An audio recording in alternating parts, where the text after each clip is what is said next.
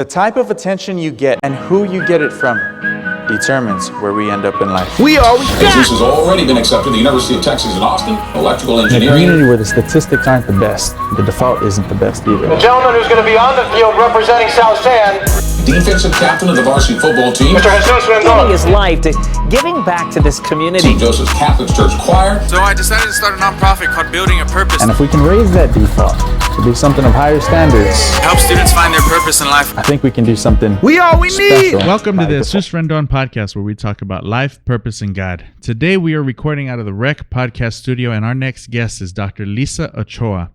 She is a board-certified vascular surgeon and the founder of the SAVE Clinic, whose mission is to reduce the number of diabetes-related amputations in San Antonio. She sits on multiple boards, and the one where I've come to know her is as the founding chair for CHEST. Dr. Ochoa, thank you for coming on. Thank you for the invitation. It's such an honor, Jesus, because I know this has been a brainchild for you for a while, and the fact that I get to be on your podcast is an amazing honor. Thank you. We're honored to have you, and the work you're doing in the community. It makes the most sense. All the synergy that's here in this walls, and the work you've done on the Southside for many years since you had your first clinic, and now you've got 8. We have about nine clinics okay. now. So we have 6 in San Antonio, and then we have 3 in rural counties in Wilson County, Atascosa County, and Frio County. That's awesome. Frio, yeah. We drive out that way to the Pearsall, ranch. yeah. Yeah, for this guy. In Pearsall. Yeah. Okay. Cool. So I like starting out with this one question of, what was your first recollection of how we first met? First recollection. It was here. It was here at the Rec. And I didn't know who you were, but I knew who your wife was, because your wife... Most people do. But because your wife sits on our board. And so, one of the interesting things is as I meet people, I put them on my LinkedIn or on my Facebook. And I remember seeing, I think I even knew who you were before I met you, because I remember seeing her post things that you were posting. And I'm like, who is this guy? Oh, and then we met each other when Adriana also became the CEO of the Center for Health Empowerment in South Texas, and you were at the event at Cuba 18. Yes. 18. Yeah. And then as I was seeing this post on LinkedIn, and then I saw your face, I put 2 and 2 together and who you are. And then amazed at all the work that you're doing. And I know you're on the school board.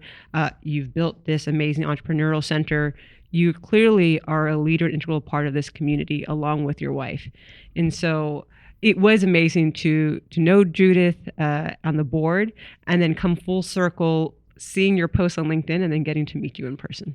Yeah, full circle moment. And I mean, the admiration is mutual and more, because like Judith, you also worked at Texas Medical Vista Center when they closed. And when my first recollection, even we didn't meet that way, but I heard your voice when you called Judith to be on the board for CHEST, and the synergy that was around the group of employees who worked at that hospital to come together, even when the business wasn't working so well. I mean, that's why they closed, right? Because the overhead, the business wasn't operating as a whole, national, not necessarily at that. No, it site. wasn't working here in San Antonio that way either. Yeah. No. But the energy of the people who are on the ground floor, day-to-day, bedside manner, treating the patients, to come together and say, hey, we need to do something about this.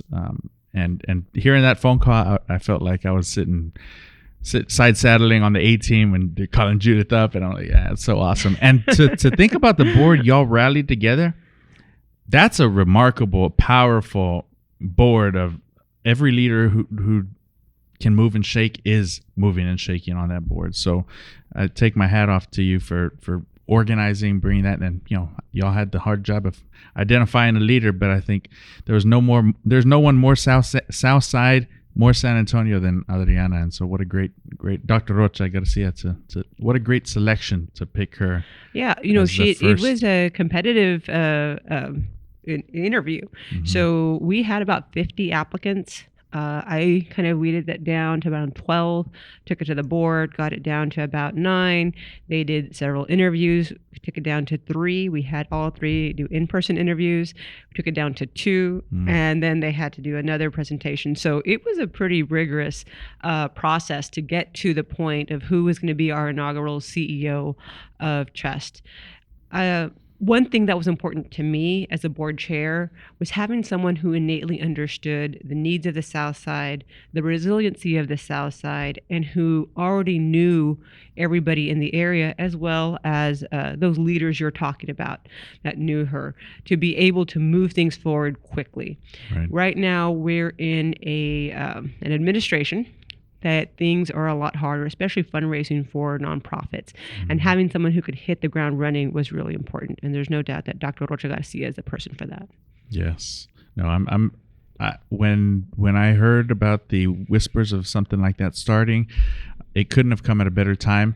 And I think the energy was also like, what are we going to do? And to see that CHEST is the response to this and the movement going, and your recent role that you were selected, I'm sure, out of a very competitive pool as well, as chief of surgery at University Hospital Palo Alto. Congratulations. That's so amazing. Yeah, thank you. It is kind of quite an honor to be offered that position. It's more work. But one thing, so I worked at Southwest General when it became Texas Vista Medical Center. I was actually sat on the board also. And the reason I agreed is because I wanted to make sure that, and if you remember, there was a time when we changed from Southwest General to Texas Vista. They were going to rebrand and we were going to do things new and differently. And I wanted to be a part of how do we right a ship. Quality care, respect for patients, all those things were very important to me. When that hospital shut down, we knew that there needed to be a community response more than just we need another hospital. And I have to give a shout out and give respect and credit to Gene Rodriguez, who may be a good interviewee for this podcast too. Gene's awesome. Because it was him and myself and my husband, Carl, who for a year and a half worked and planned and met weekly to come up with what our response is, what it looks like, create all the background work. We wrote 6 editorials in the San Antonio Report. And so Gene is actually like the brainchild of this, and I say I was like the enactor and the enabler. So you mentioned we have an amazing board, and I believe the reason when I picked up the phone and called each of these board members to see if they'd be willing to be on the board of just an idea, right? It was just this idea that we were going to bring every sector that affects health outcomes, to put them in a room, and we began to create impact and initiatives that were all aligned to really right a ship that has been going wrong for generations. And I think it wasn't me asking that was the secret to this, but I believe is that every single one of those leaders, whether it's the president of A&M, also Dr. Ochoa, the current CEO of University Health, Ed Banos, the previous CEO, George Hernandez, and many others of Methodist Healthcare Ministries and STRAC and Alamo colleges and representatives all around, is they all said it's about time and something needs to be done. So I think the need was there, and they all realized that this kind of unified effort for real impact needed to happen. Yes. No, it was time. I think growing up in the neighborhood, we all knew the reputation of the hospital, but at least there was a hospital, and I think that was the common sentiment of us having that. And then it's like, well, and we don't want Palo Alto, the hospital, to be just good enough. This hospital is going to give quality care equal to that they do in the medical center. The Southside deserves equal, if not better, care because we're so under-resourced. And so that was kind of my ask of University Health, is what can I do here? And our missions align. We're here to make sure that we create the access for our vulnerable populations to not only help them treat them when they're sick in a hospital, but really invest in the social determinants of health so that we prevent this. Right. If we can prevent people from going to a hospital, that's what we want to do. No, absolutely. Especially in the line of work that you're in with diabetes, and you see, I can name more than a handful of people off my immediate family who have diabetes or suffer from that disease, and it's one of those slow ones that once it gets to that level, it's hard to bounce back from, and the years of changing that lifestyle. It's easier to make some small change, but it's harder to change the lifestyle, Well, you're right. And so, diabetes is often silent, meaning its complications are silent until it's too late. And that's the message I'm trying to get to my patients. So as a vascular surgeon, the most common things that I see are what we call peripheral arterial disease, or the buildup of cholesterol and plaque that blocks blood flow to the legs in our diabetics. And it starts first by affecting the nerves, so they don't feel anything. Their feet are numb. They will walk and cut themselves and not even notice it. Wow. But then they have bad circulation, so now it also gets infected. And when that worsens, that infection gets to the bone, that puts them at risk for amputation. It also affects their kidneys. That's why we have so many on dialysis. It's simultaneously working on their heart. They're at risk for heart attacks and strokes and going blind. I tell my patients, so I see them. I see some patients, I saw some today who were just diagnosed with diabetes, and their A1C, which is a marker of how uncontrolled the diabetes is, was very high. And I'm like, right now your circulation is normal. You have the opportunity to change your trajectory of what you think diabetes has. This is a choice. It doesn't have to be that way. But it's understanding that the choices you make on a daily basis, the activity you do, what you choose to put in your mouth, makes a difference long term. And so it's important to me not only to educate our patients on that, but because it's a complicated thing. Like, how do you convince someone, like, that toe on your ulcer is a result of what you chose to eat? Like, that just doesn't make sense unless you really understand the science and the physiology and the behind it. But then also, how do we create those environments so they can make those healthy choices? I have patients who say, well, I don't have great lighting in my neighborhood. I don't have good sidewalks. We all hear about the stray dogs, or it's hard to get healthy foods. They're so expensive. And then they don't know how to cook all those different fancy vegetables like we like to eat, like quinoa and all that fruit food, right? Right. And so how do we make it possible for them? And that's where I believe CHEST comes into a role, is how do we create every community to have all the options so that if someone chooses to live a healthy life, it's easy. Yes, absolutely. You create that environment where the default is healthy. And when you do that, they wouldn't know any better, right? Instead, the environment in impoverished communities, often the default is what's affordable and unhealthy. Well, you make a very, very good point. And we've heard, a zip code dictates our health outcomes. And so these neighborhoods have been designed for disease. This is how you do it. And so it is almost impossible for people who live in these neighborhoods to choose the healthy decisions, the right decisions, when all around them is a way of life and lack of access, lack of opportunity that really has dictated what their life looks like and what their health outcomes look like. Right. No, well said. I think, again, going back to, I've heard Adriana say over and over and over about the disparity and the difference in life expectancy from the north to the south. And I'm glad CHEST is here. I'm glad CHEST took over the old care zone at Athens, and I'm excited to see this access to healthcare be a bridge that wasn't there before, right? And I think CHEST is right at the center of that. You make a good point too, is I've met many patients who don't trust doctors. And I understand why. And so I would love for that interaction with CHEST to actually maybe open their mind to say, no, there are doctors that are out there that really do care, that are really trying to help me. They're going to listen to me. I can't tell you how many patients I see. They're like, what? Nobody's told me I have chronic kidney disease and diabetes and high blood pressure. You're the first doctor that's ever explained that to me. And so that's another thing that's important as chief of surgery at Palo Alto is I get to have oversight over quality. And so, like I said, I expect to bring quality care to the Southside just as good, if not better, than in the medical center. This is what this community deserves. Yes. I'm excited to see that growth. That area is...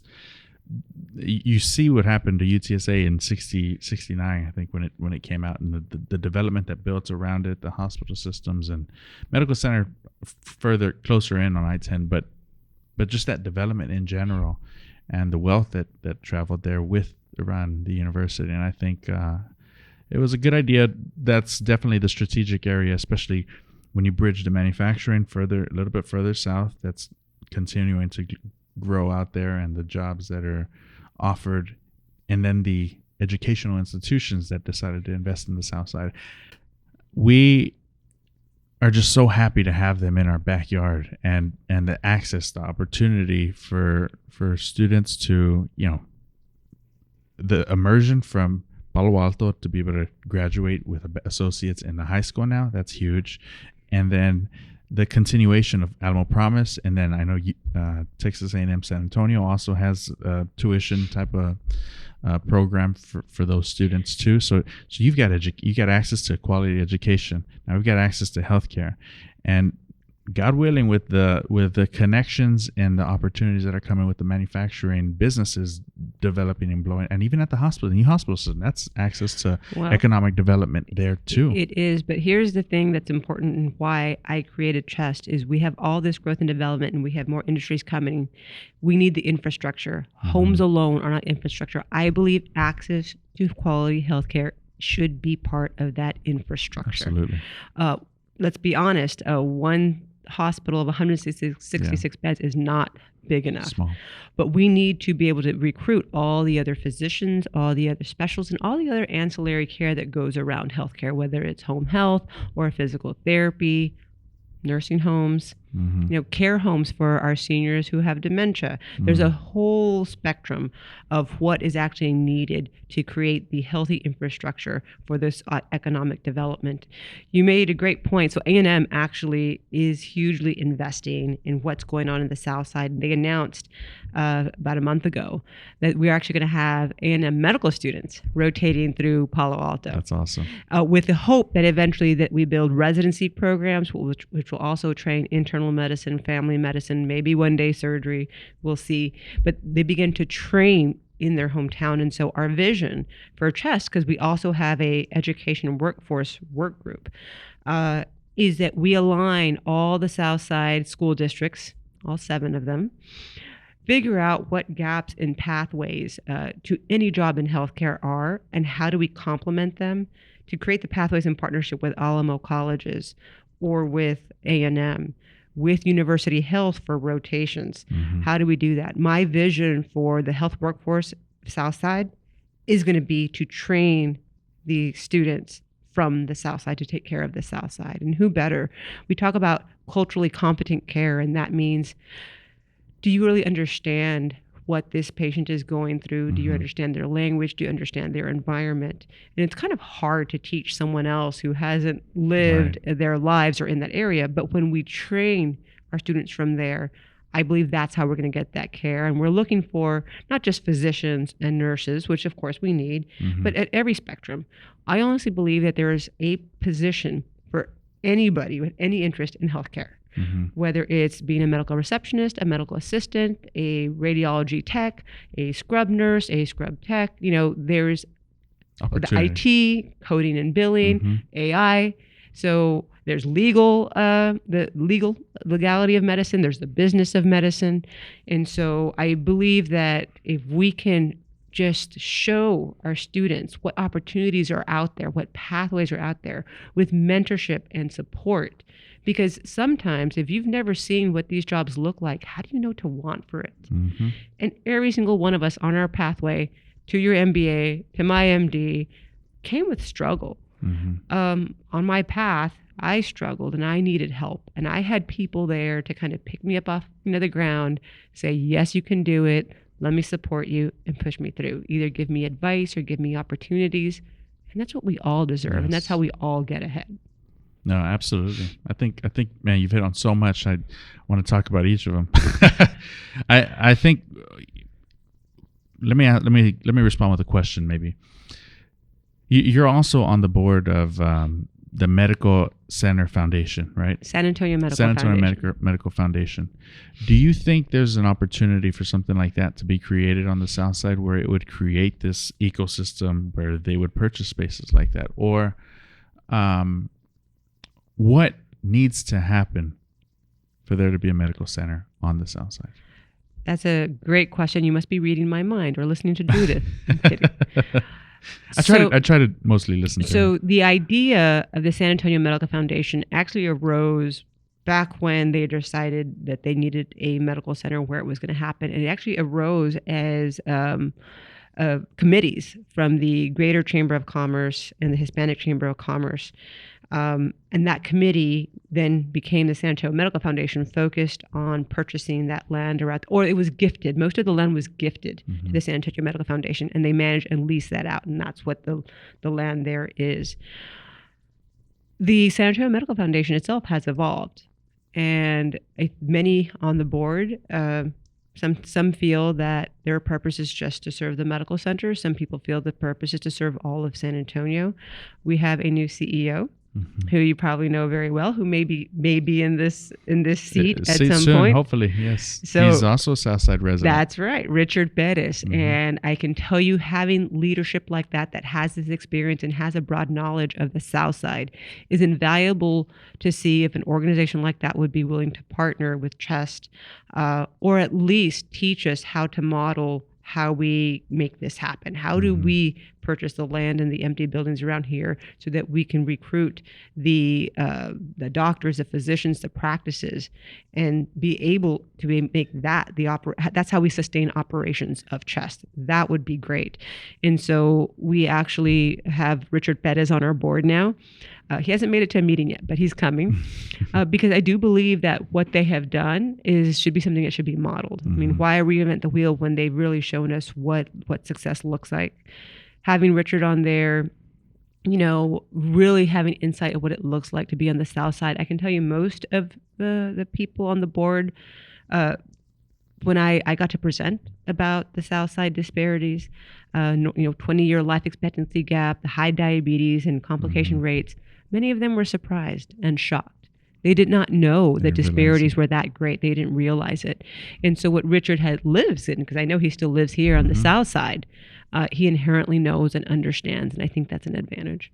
No, absolutely. I think there's a lot of moving parts in a task this grand and a vision this big, that you need those players there, with the experience. And you talk about recruiting doctors who understand those cultural problems or cultural divides, or just understand the nature of the patients and the people they serve, and that's critical, especially if we would like to see something like medical center. I mean, I would love to, instead of going to Methodist for our we're expecting our fourth child, for our healthcare up there, it'd be nice to just drive over to Palo Alto and build there that will be out. an OB-GYN department, so well, probably not in time for yeah, well, this will be our last. Yes, but maybe not your fifth. Okay. Yeah. For I think she's given it a good run.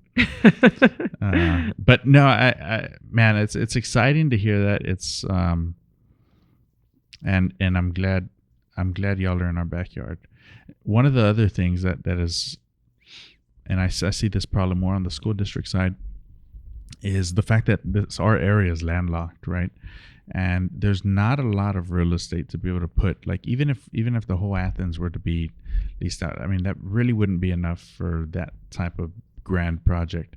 But Palo Alto area, and I knew it too, and I was like, when I told Judith, man, we should have bought more property, or we should have bought something. I mean, there's still time, because that's really the last area where you can get big lots, Right. decent, over an acre or so. And I know that is an advantage, and the fact that there's still so much undeveloped land, even if it does go out a little bit, because if you think about how West Overhills has developed, I mean, they've got Baptists across the highway, right? It's not just all where Right. Christus started out. So, Well, even- and that infrastructure is not lived up to the expansion there. really? Have you been out there? Well, it's been I didn't know the vision that they had in mind of how to be developed, and that's why I said they're kind of scattered, right? Because you've got the hospital. Well, there's 3 hospitals now. Baptist over there, Christus, West Overhills, and then Well, there's a Methodist also Methodist, at yeah, West Overhills. crossover, yeah. So there's now 3 hospitals there. But so that's a disparity. Why does West Overhills get 3 hospitals right. and we're just barely getting 1? Absolutely. And so I think there's opportunity not just with the land, Mm-hmm. but the reality is we serve the counties literally from here to Laredo to the Rio Grande Mm-hmm. Valley over to Houston. And those rural counties struggle just as much in getting quality care Mm-hmm. as we do in the Southside. And so I hesitate to call it a medical center, Mm-hmm. because if you ask any person, like, let's go to a medical center, most of them say, oh, no, there's too much traffic. It's hard to park. I Right. don't know where I'm going. It's an intimidating get thing. lost, yeah. I mean, if you think about Houston Medical Center, which is the largest medical center in the world, Yeah. it's very intimidating. But our patients are just as intimidated to go to the medical center here in San Antonio for the same reasons. So my dream is to call it like either like a health opportunity zone or a health opportunity place or area, something that spins it to people want to go there, not just because they're sick. Right. And not because, and that it's not going to be intimidating. And so we really need people like developers. Thad Rutherford's doing a great job down there, but to make sure that we build that infrastructure that makes the area inviting and doesn't pack it tight, Mm-hmm. that eventually people are not wanting to come. But it excites me because I believe that this is how we expand the care that's needed to the rural counties. One of my visions for my practice is to figure out how I can leverage University Health and all their resources to begin to partner with the other big centers in Houston, in the Valley, and we coordinate care for all the rural areas in between. Because I do believe that if we can prove that CHEST works and this working together, this collaboration can make an impact, then we can really expand it to the rest of South Texas, which deserves good care as well. Right. No, you bring up the point with the rural counties. Let me shift gears a little bit. When did you decide it was time for your business, for your clinic to expand into rural counties? Because the trade-off in healthcare opportunities going over there is often a financial decision that needs to be made.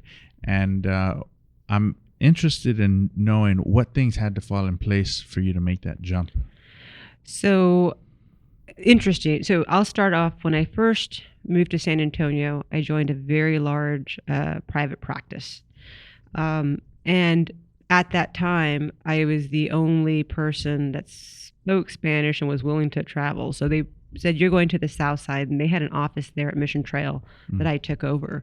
But as I looked at maps of San Antonio, I realized that there was other areas close by that weren't getting care. And I remember the group telling me, oh, don't worry, all those places in Floresville and Pleasant, they send to us anyway.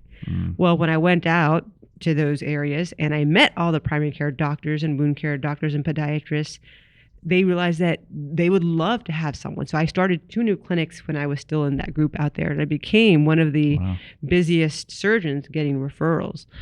I ended up leaving that group because our vision, our life purpose did not align.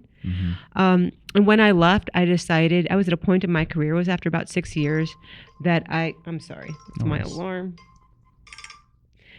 I decided that I wanted a career with a purpose and something more than I operated on this many people. I wanted something more. So after discussion with my husband, who is an MBA, which helps in this decision making. So thank you. You MBAs do help us make decisions. We started a practice. I said, I want to practice evidence-based vascular surgery. And what that means is I did not want to practice to maximize every patient, to make as much money off of them, and that I really wanted to serve the most underserved areas of San Antonio. And because I had had previous clinics in those two areas, I wanted to keep those areas as access as well. I like being a CEO of my own practice because I get to choose where I put effort, where I put money, where I put time. So you're right. Maybe it takes us an hour to now I go to Pearsall also. I go to an hour to drive to Pearsall. But the care that we're able to provide, so we actually pack in a 15-passenger van with all our ultrasounds and our computers, and there's a doctor. Yeah. Really? And so there's a doctor that I timeshare out of his office in Pearsall. And we do the diagnostic studies of the ultrasounds, and I see them, and most of the care happens there. If they need surgery, they're going to have to come to San Antonio, but then we help with transportation. And I just can't tell you how appreciative not only the patients are, but the PCPs there too, the primary care doctors who are like, we are desperate for specialists in these areas. It's easier for me and my team to drive out there to help them, to serve them, than for them to come to us. And so it fulfills my mission of SAVE, which is, well, to decrease diabetic amputation rates where it's high, but to go into those areas that there's no other vascular surgeon. And to not only deliver high quality vascular care with new innovation, but really figure out how we invest in communities, how we begin to address social determinants of health so that we get overall better health and not just the vascular care itself. Well, that takes a high level of humility and humbleness to be able to say that it's easier for you and your team to go to them, because I'm sure that most doctors think after their tenure of education and all that they've accomplished, if they need the services, they should come to me. And that's probably why SAVE is different than others, because you go to where they need you. It's easier for us to get to them. We have many resources. I'm honored. I feel privileged when a patient, I get to know them, when they trust me. We make hard decisions together for some of my patients. Right. Some are life and death decisions. And it really, I feel privileged to be able to care for all my patients, no matter where they're at. I didn't go into medicine or become a surgeon because I got so many years of degrees. I went into medicine because I wanted to help people. And one thing I realized, even as a surgeon, don't get me wrong, I love surgery, I love operating, I love the procedures that I do, but it's that trust you build with a patient. And when I get patients who call me to ask me about all their other doctor's decisions they need to make, it just realizing that I have that trust. That's priceless. Right. Yeah, no, you can feel that you care. And I think that's what makes it safe and trust. It's the fact that you care that builds that trust off of that. And, I drive to Florida. I drive through Frio County to our ranch. And it's funny the ranch because where you killed this where we hog. got this hog. Have you described what the hog looks like? It was close to 500 pounds. I'll probably post a picture of my dad next to it. When we hung it up, it was bigger than my dad. And so this is a memory. We have a skull of the hog with its tusks. Right. Look at those cutters. I mean, those are like probably 4 inches or so. That's terrifying. I don't know if I'd want to see this hog in person. In real life, it was big. It was bigger than my dad. But on the way over there, it's funny because we've ran into in 1 year we saw 8 coral snakes. And my daughter, we all go out there. They love it. The kids love it. She's practicing shooting. We're chasing butterflies and watching roadrunners. And every time we go out there, we're like, if we get bit by a snake, and Judith had me write up a whole list, and our sign-up sheet has all the hospitals' addresses on it, and so we know the nearest distance. And if we get bit by a snake, the one you could go to was Southwest, right, at the time, and or Texas Vista. But now it's like, okay, I got a little hole in my system. Where do we go if we get bit by a snake? There is one little hospital there. And there's Frio Regional. Frio. There's one in Divine. That one's in Methodist? Pearsall. Oh, is it? Okay. And there's one in Pleasanton called Methodist South. Okay, yeah. But they are smaller hospital systems that cannot take care of higher acuity cases. Like I can't do surgeries in those hospitals. That's what I was going to ask. Like, what type of facility do you need to be able to do your surgeries? Yeah. So Palo Alto is going to have 4 operating rooms. It's going to have a cath lab and a room called a hybrid room. And so in my world, what that means is that we can do both open surgery, but the endovascular surgery that I do too, which means treating vessels from inside the artery. And so it's a room like that in this day, this is what a vascular surgeon needs to be able to treat. We have carotid artery endarterectomies that we do where we clean out the cholesterol and plaque of the vessel, but there's new procedures called a TCAR where we make a small incision and we place a stent. And so you need a room that you can do open surgery and endovascular. Also, when we fix aortic aneurysms, we do that all just through 2 punctures in the groin and through the blood vessels, and we treat everything from the inside. And so they're going to have that capability there.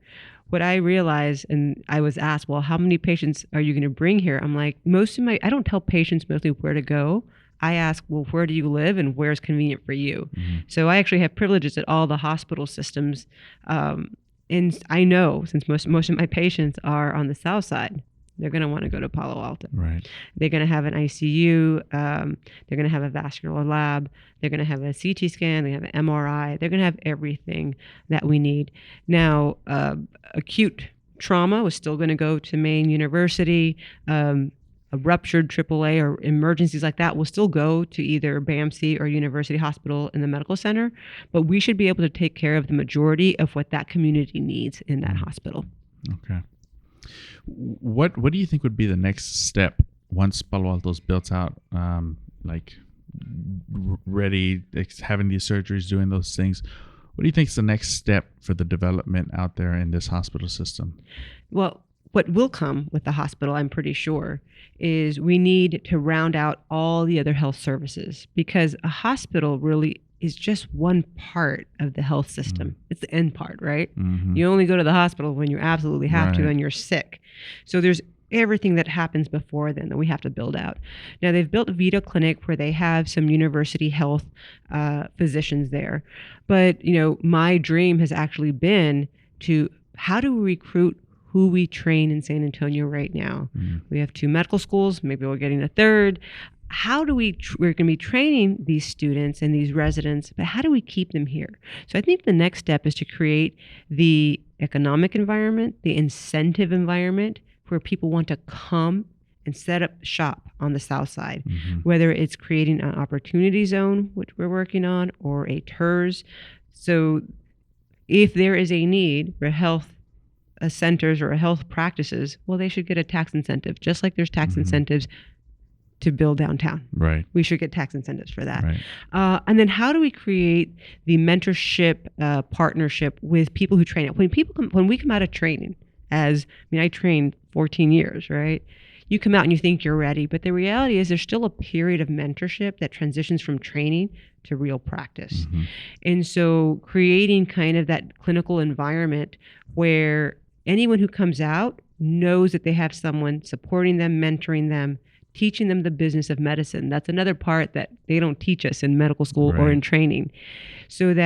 And help them pay off their loans.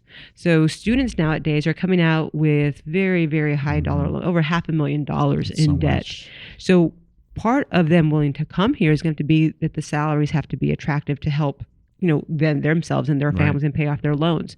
So how do we create that environment with those tax incentives, those loan incentives, and that mentorship incentive? And then if after they pay off their loans, they still want to start their own practice, they'll at least have some of that infrastructure of understanding, and they can either stay in kind of that nonprofit clinical space with that mentorship, or they can start their own practice. They're going to go where they have referring physicians. And if they've been working here, that's where the referring physicians are going to be. Right. So I do think creating the economic environment for it is probably the next broader step. Well said, well explained. I think it's not an easy problem, especially as you talked about the challenges that the cost of this type of education in any MD, and then the return on investment, the opportunities to invite developers or invite home root led by CHRs, right? A CHRs to have the taxes come back that they pay. There's a lot of moving parts, but I think there's so much good synergy here on the South Side. I'm really excited to see how it plays out, and I want to go over there and tour the facility and check things out. There are opportunities. Hopefully, I don't have to tour it when I need actual services. Well, but as it's being built, they're actually providing tours weekly. And so awesome. My husband got to go. Carl, I didn't get to go. But so he was excited because he got to see the way they start building out the ORs and the infrastructure with like all the lights and the circulation, the negative pressure that you have to have in the operating rooms. And so he's a little, nerd and all that infrastructure of engineering that he got excited to see. He's like, you'll be bored, Lyssa. Wait till it's completely built out for you to go see it. You want to see when it's functional. We're seeing the structural, the bones behind it. So there is opportunity to see it. If you want to, I can connect you with that person. Yeah, I need to. I want to go check it out before. And I mean, I've driven by and gone to a few of the events at Texas A&M San Antonio, and I'm actually, I'm taken aback because we'd go fishing at the little pond right there on 410 as a kid. Now the pond's not even there anymore. It's dried up, and just seeing all that blow up, it's good for our community. It's good for our neighborhood, and it's good for our schools too. It's about time. This is what has needed to happen for generations. I'm from the Rio Grande Valley. I'm not from San Antonio, but I remember when I first moved to San Antonio, the first thing I noticed was the Mexican American culture that was so valued. It made me really proud to be Mexican American. I also noticed that San Antonians are very proud of their city, and they give time and effort and money, to donate for their city. What I realized too, though, is that investments were not going into what is a majority culture that everybody loves. Everybody loves Fiesta, which we just finished up. But it's the South Side and the West Side, that are the culture of Fiesta. And so how do we not invest in these populations, these communities, these people, this culture that defines San Antonio?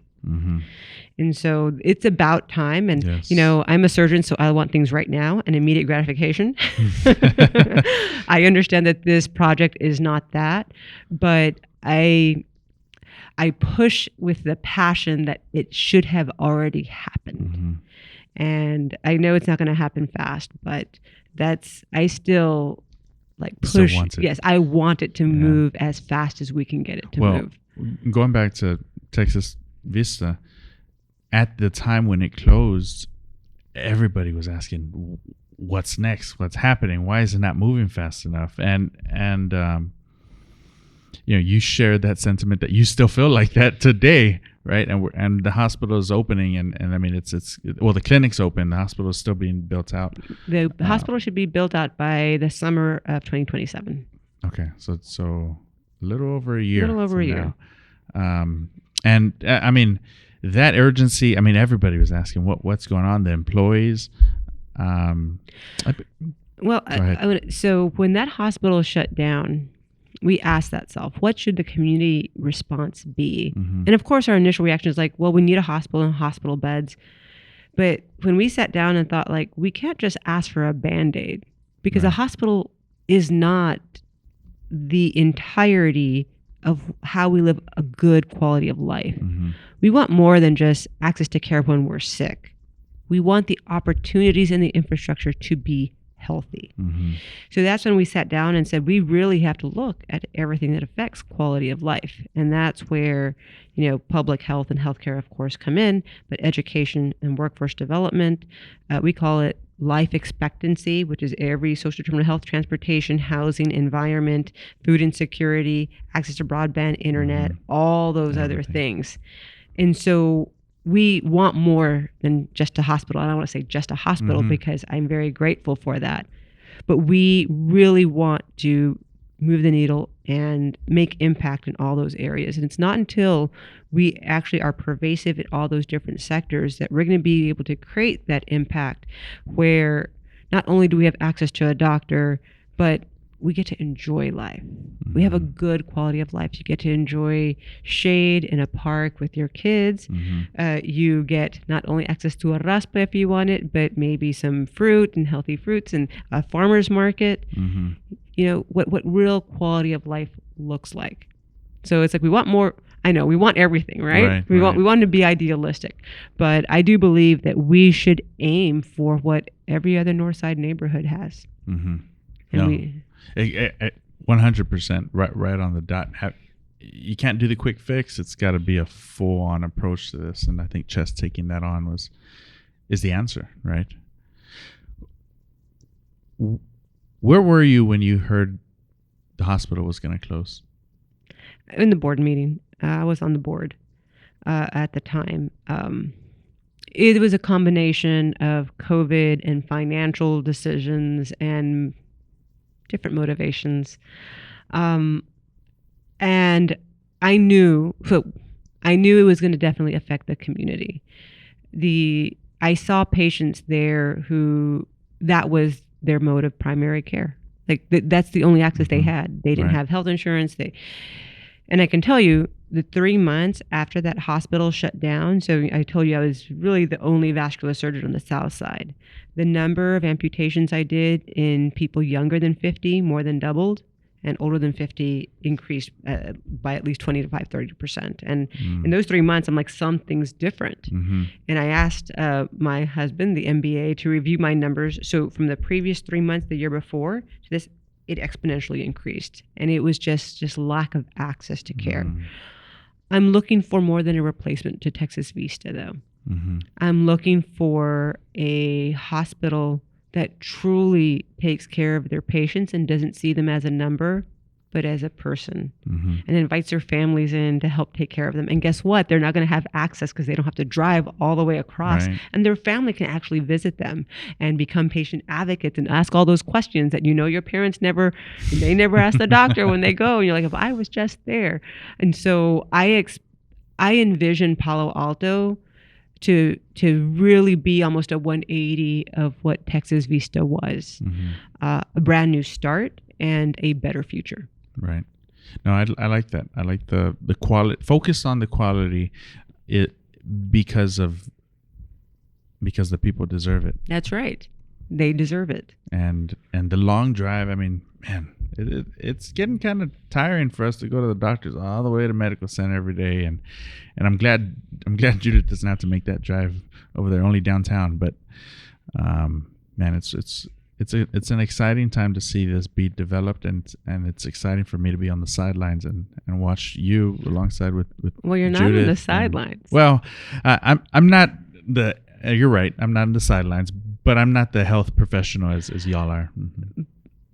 But this takes more than health professionals, which is why we have all those different sectors within CHEST. And actually, the majority have nothing to do with direct health care. Of what we need to improve quality of life in all the different communities. Well, the irony in that, huh? You'd think, I mean, you talk about, well, what type of facility do you need to be able to have a surgery, right? And it's like, well, there's so much infrastructure that needs to be set up and established, and then there's the monetary things. Is it worth us to invest in this? Have a surgery office here on this place? Is the need there? All those things. So, you're right. No, but you make a good point, because how do we make decisions? And so I will be honest with you. So one, I'm still an entrepreneur. I still have my own business. I have to be financially viable. But one of the important values to me was that I was never going to put money first, and patient care and the quality of care and the standard of care was going to be withheld no matter what. I wasn't going to begin to do lots of procedures and lots of patients who didn't need it, which happens a lot. Right. There's no doubt that I have chosen a practice that I probably don't take home as much as vascular surgeons on the north side. And I'm okay with that. I'm okay with that. I'm making enough for me to take care of my family. And the fact that I get to direct a ship to show what a private practice looks like that actually cares for a community, I believe this is the future of healthcare, because the majority of patients are not taken care of we call them the ivory towers. Majority of patients in America are not taken care of in medical centers. They're taken care of out in the community. Community doctors, community surgeons are the heart of care in America. And so I want to show our incoming students, our incoming doctors, residents, and surgeons, what does it look like to build a financially viable practice that actually serves a community, creates impact, and guess what? You get to go home with that reward, and this builds legacy. It can be done.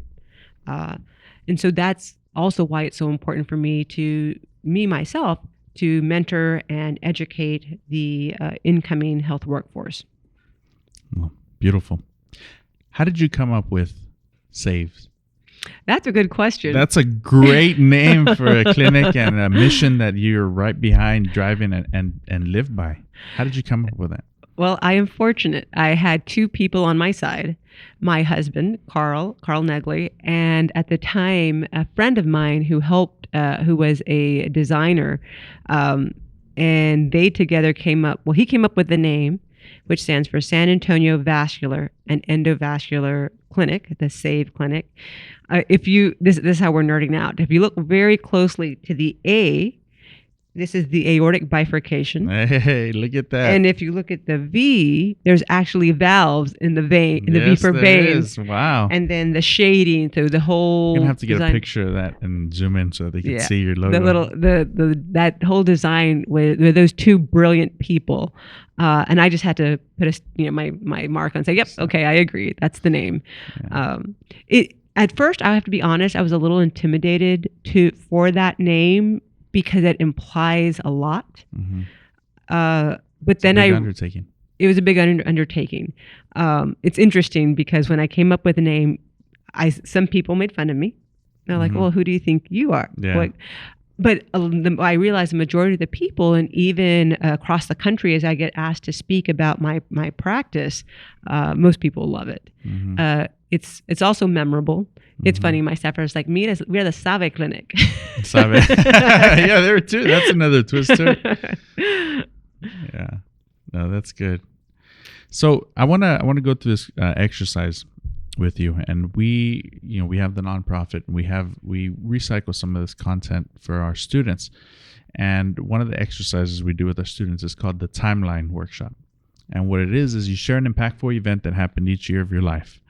You can jump around. You don't have to go day by day, but year by year by year. But starting from your formational years, positive impactful or negative impactful, both are valid. Just really up to your discretion and what you'd want to share. But from your formational years when you were growing up in the valley and until where you're at now, if you would share that.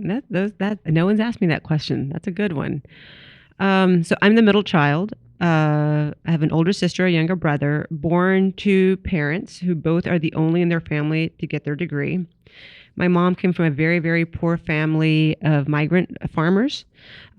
She tells me the stories of picking cotton as a young girl, which just almost seemed unfathomable to me. My father grew up in a family of 7 kids, and his dad was a farmer. But so they also picked cotton, but for themselves, not for others. Right.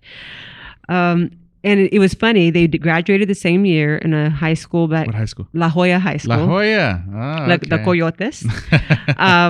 And they knew each other, but they didn't start dating until they both went to what was Pan American College back then. UT Pan Am. And my parents always said that no one ever told them what they could be. They had no idea. And the only thing they knew was teachers, because that's all that they saw. So they both decided they were going to be teachers. They were both math majors, and my mom double majored in English.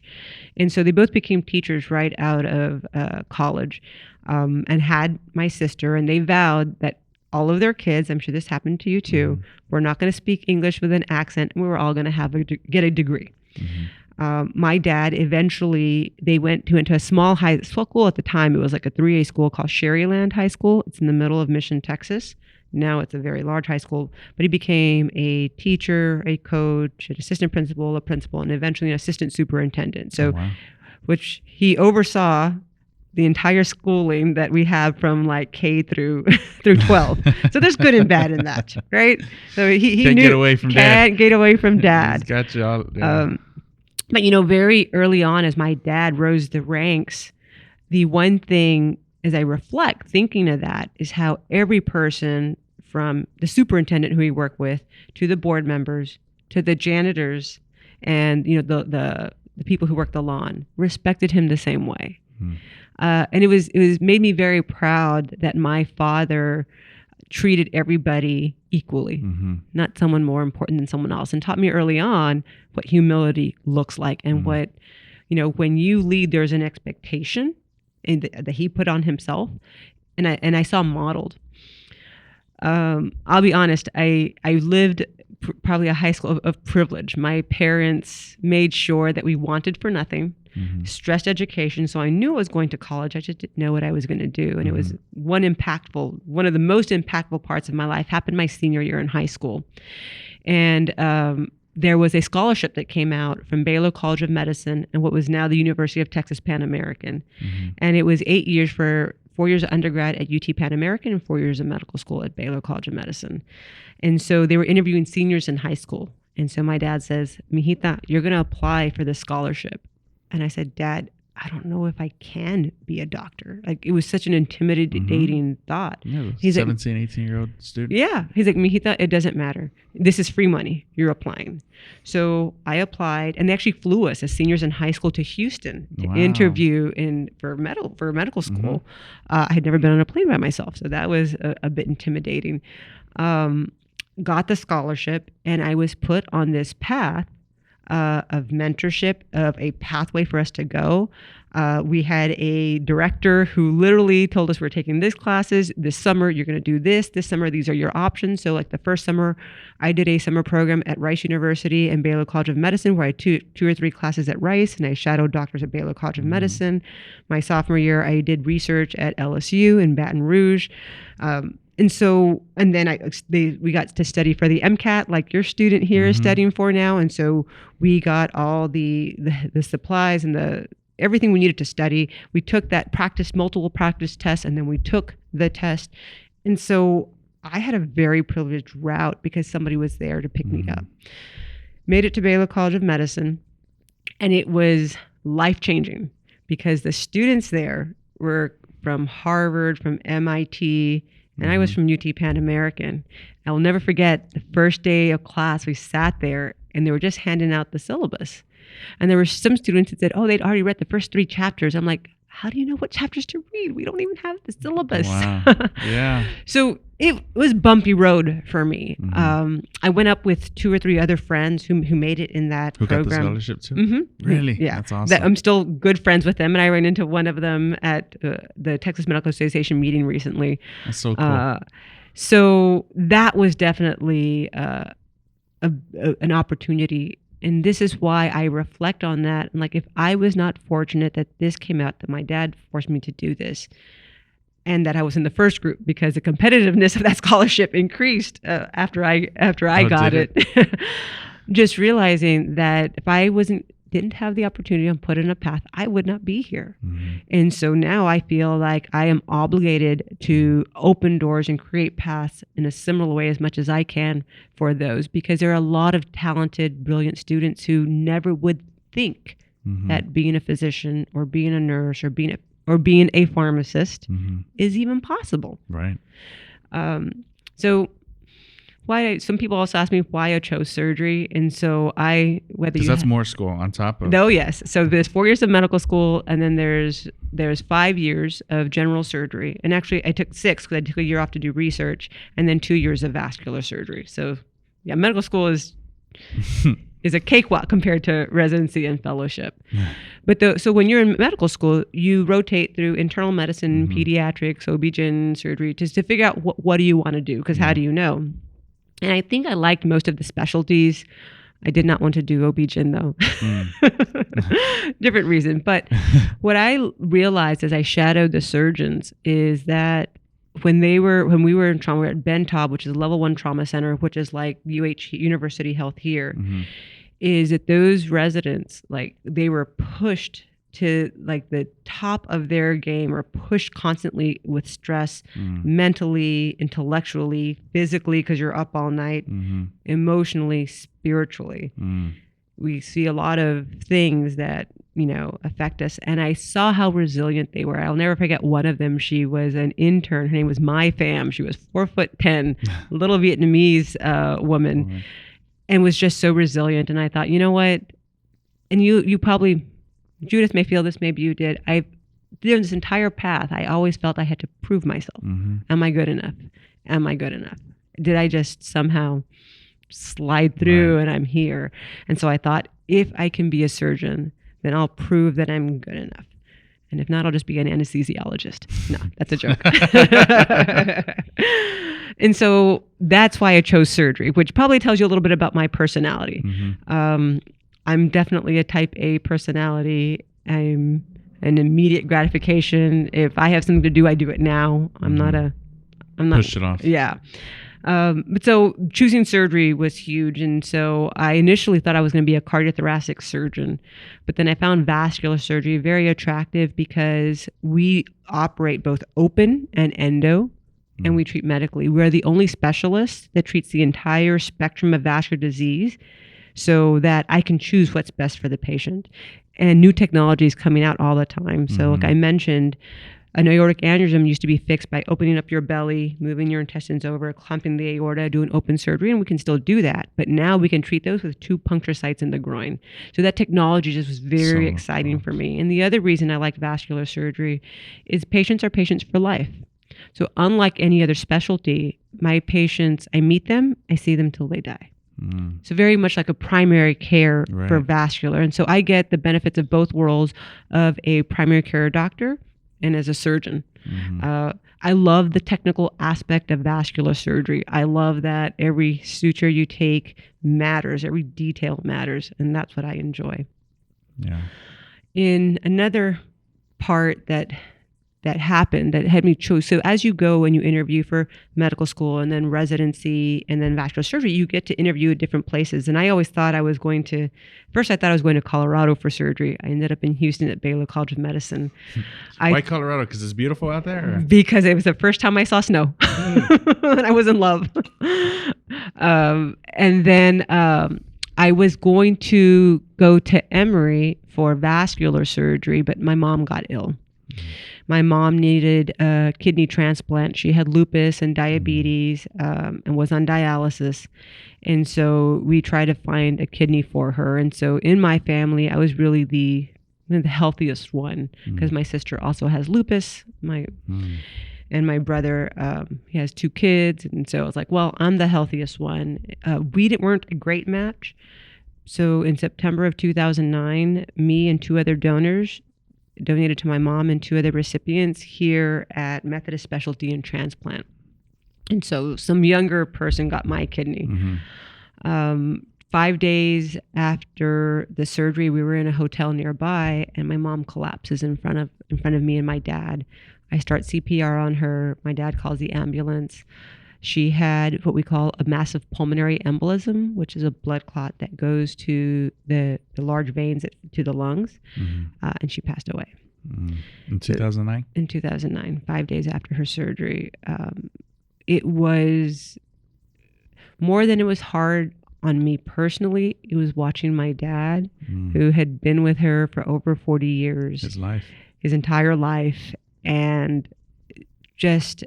It was so hard on him, and I would call him every day for a year, and he would cry every time he would mention her name. My dad is still in Ochoa and resilient, and he still thinks and talks about her, but he got involved, and he ended up going to local politics down there. He's now 80, retired, healthy, but for my family, that was a very, very challenging time. I'd say the next thing was choosing to start my own practice. That was, and I was in a group, and I mentioned before that did not mirror my purpose, what I wanted my purpose to look like, my values. I think that's one thing that my parents instilled in me is doing the right thing all the time, being honest, basic things, right? Integrity. And I did not feel that practice afforded me those values. And I knew I had to leave. It was hard. It was challenging. The political environment in the world of healthcare became very challenging for me. It's a small world, and you don't want to burn one bridge because that's another one you're gonna. They made it very hard for me. But then I got to focus on a new practice, which is very exciting. And so I'd say the next big thing that happened was, as I'm busy trying to build my referral base and bring patients in and make sure that we're financially viable, my husband is driving on the Southside. He comes home and he says, "Hey, Lyssa, I found this piece of land where we're going to build our next clinic and surgery center." And I'm like, "What are you talking about, surgery center? I'm just trying to build a clinic." He's like, "No, this is what we're going to do." Like, you're like, "Who's going to be the surgeon?" Right? He's like, "You." But so he had this vision, and I knew I needed a new clinic. So I was growing fast. And so we sat and talked, and I said, well, the reason we wanted to build a surgery center was not just for me. It was to bring those specialties that are not here so that patients could get their colonoscopy or their foot surgery or their pain procedure here close to home. And so that's why we made it a surgery center versus just a cath lab where I do procedures. And so we built that. It was completed in 2021. And so we now have the only Medicare accredited surgery center in all of South San Antonio. So that's awesome. So that was a big thing. And then the next, and you heard the story of trust. And so some people, I've even had some people ask me, why is the South Side so important to you? You're not from here. And I say, it's 'cause I'm a doctor. Like, I go where I am needed. But as I've worked on the South Side for the last 15 years, the South Side looks very much like the Rio Grande Valley that I came from. And my patients remind me of my tíos, my tías, my abuelita. And I see them in my community. I see the struggles. My grandmother actually had a foot amputation from diabetes.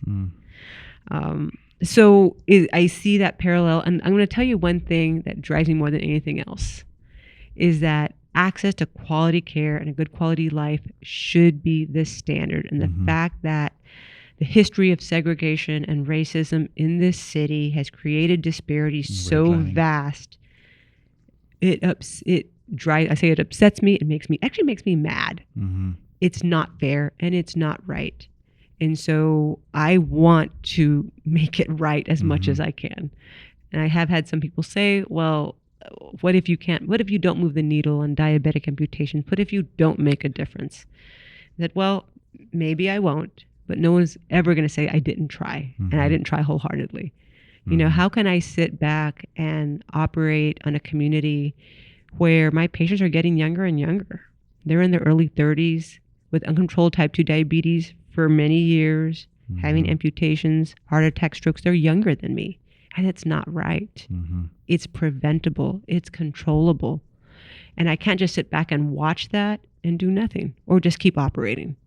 And so this is where my passion for the upstream interventions that I hope, together with you and with Judith and with everyone else in the Southside community, which, by the way, are resilient and hardworking and want this too, that all together we're able to make impact for the future of the South Side. Yes. No. I mean, geez, what a story you've lived, and to where you've gotten today.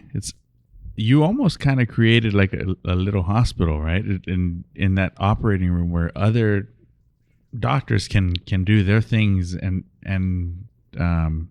surgeries and practice too, right? We actually have some podiatrists, a general surgeon, and some pain doctors doing cases. We're trying to attract more physicians to come down. We want to create we want to make it easy for them. Their patients can come in, they get well taken care of, the surgeries will go smoothly, we'll recover them. We want them to have a good experience there. And that's how we recruit more specialists to come down. My dream is actually to get a GI doctor to come down, because when we look at preventable diseases, in my world, cardiovascular care is one big one, and the metabolic diseases like diabetes, but cancer. And so the best way to treat cancer is to prevent cancer. And the way you prevent cancer is you screen for cancer. So screening colonoscopies, and as you know, colon cancer is becoming more and more prevalent in younger and younger people.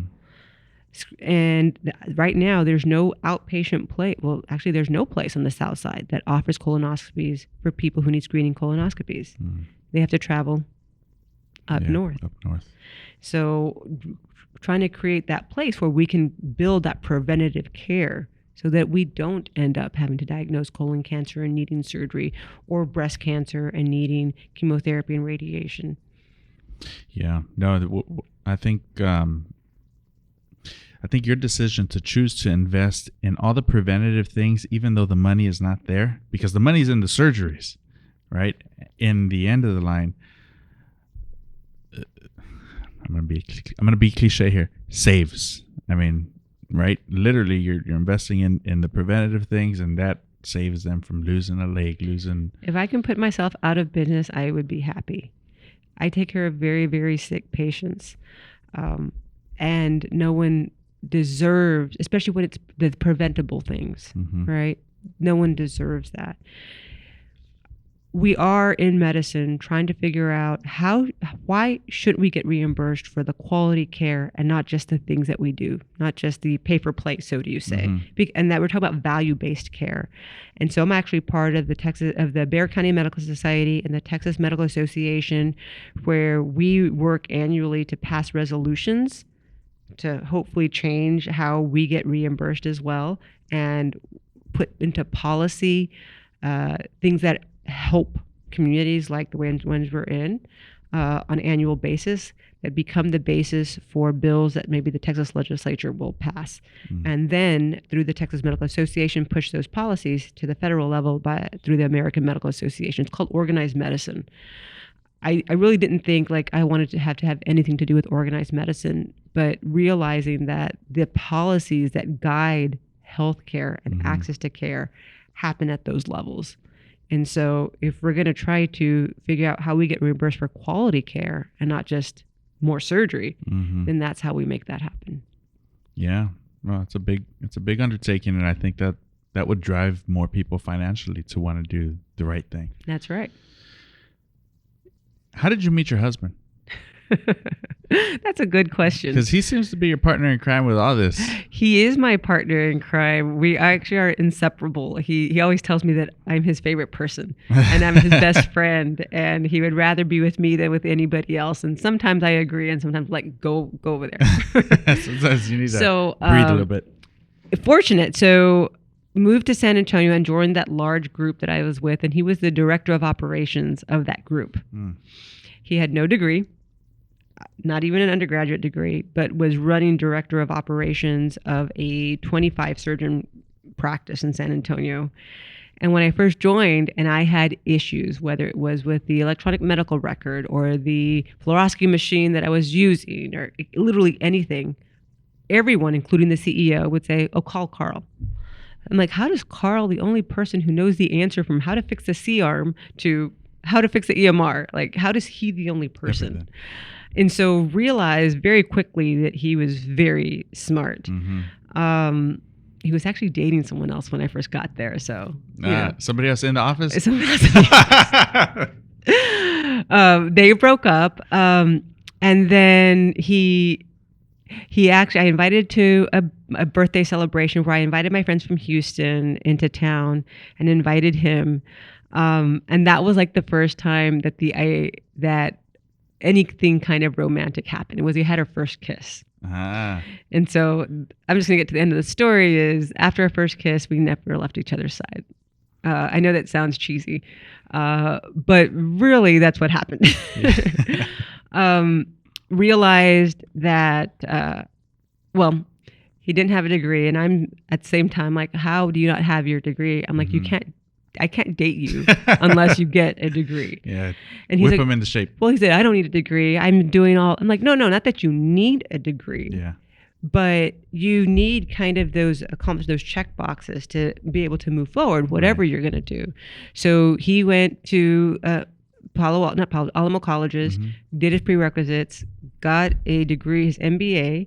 Got his business degree within 2 years, and then went straight into the executive MBA program, and in another 2 years got his executive MBA. So within 4 years, working full time. Where did he get his MBA at? At UTSA. UTSA? Yeah. Nice. And so I got to travel with him. It's the first time we traveled overseas. In that program, you get to travel to Europe. The international business program or in that business class, I think. Yeah, you can. And so we went to London and to Paris. Oh, that's so cool. So that I enjoyed that. Yeah. Was this before COVID? This was before COVID. Yeah. That was, I think he graduated in 2016. Okay. Yeah. Yeah, that's awesome. And so you're going to laugh at this too. When I first met him, I was still in my career, and I'm like, I told him I don't want to get married, and I don't know if I want kids. So you have to be okay with that if you're going to date me. And he said, yeah, that's fine. And so we've been together for a long time. So before I started my practice, when I had to give notice to my previous group, we took a vacation. We went to Cozumel. Yeah. And cruise or flew? Oh no, we flew. So we like to stay there, rent an Airbnb. Yeah. And it happened to be cold that time. And so I remember one night he's like, let's go for a walk and watch the sunset. I'm like, it's too cold. I don't want. He's like, let's go. I'm like, fine, we'll go. So I'm walking. I'm like, look, the sun's already down. And I turn around and he's on one knee. You warmed up real fast, huh? And he says, I know you said you never wanted to be married, but we're about to go on this adventure together of starting our own practice. And so we went into, he's like, and I just want you to know that I'm always going to be by your side. I'm always going to have your back. And so I'm going to ask you to marry me.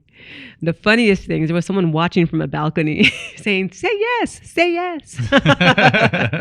So that was in 2018, in February of 2018. So we're engaged. We just haven't found time to plan a wedding. So y'all been engaged since then? You haven't? Well, we're common law. We have a business. We have 4 dogs. We have a house. We're husband and wife. Yeah. And we choose. It's kind of nice because we choose every day to be together. And so here's one thing. You've probably picked up on this. I'm probably a lot. You do a lot. I am a lot, but so is he. He's as active and engaged and motivated and as me. And so I know there's probably very few other people that would put up with me, and there's very few other people that put up with him. So we're made for each other. Amen. Well said. It works. How did you and Judith meet? We met very clichély. We met in the 6th grade. Oh wow! But ironically, we met both my parents met in the 6th grade with the same 6th grade teacher. Literally the same, Miss Suter. She taught my parents, and both Judith and I in our 6th grade. That is a crazy class. story. It's so ironic. I've been trying. Actually, I plan on interviewing all of my as many teachers as I can who are still alive, and I'm trying to get Miss Suter on. Because that story, how awesome is that? Right here down the street. That's literally crazy. Down the street. So we met then, but we didn't date, and I mean she couldn't date even in high school, even in college she couldn't date. So that was, it was always me versus her dad, and kind of we both wanted the same thing for her, I think, and he's still figuring that out. No, he's on board now. I wouldn't say he loves me, but I think he puts up with me. So. But yeah, we met in the 6th grade. We both went to UT, Southside, and then she graduated. Well, I graduated, kept working over there, and then she ended up getting into pharmacy school. And going. Y'all are amazing that together. Wow, 6th grade. 6th grade, and I love that story. We both we complement each other well. We're so opposite, and as you said, I'm a lot too, and you don't say. And and she's a lot in her own way. She's much more intelligent than I am, and And anytime I'm about to make a risky decision or a big investment or something, it's always with the pretense that I've already thought through what I'm going to explain to her, how I'm going to do it, because she's got this bloodhound nose that can smell BS from a mile away. And she's like, I know you're saying everything right, but I know there's something wrong there. And you dance your way around it, but I smell it. Oh, all men are the same. Yeah. I mean, she's so good. And she, without her, we wouldn't be here for sure. I mean, we both complement each other well, and she's given me 3 beautiful little girls and a little boy on the way. And so, Junior, especially the 4th, he'll be the 4th. The 4th. All right. That's funny. Carl is the 4th. Is he the 4th? Yeah. There's something powerful about the 4th. Maybe he'll be an director of operations or something. Who knows? But when we were in high school, I'll end with this on our little love thing. When we were in high school, I told her I wanted 5 kids before I turned 25. And I asked her 3 times to marry me, and it's no wonder she said no every time until after, right? Because she was like, if we wait till after I turn 25, I might be in the clear for the whole kids thing. But it's been a journey. She's you good. All are she's amazing. Good for me. You all are a power couple. Thank you. I love it.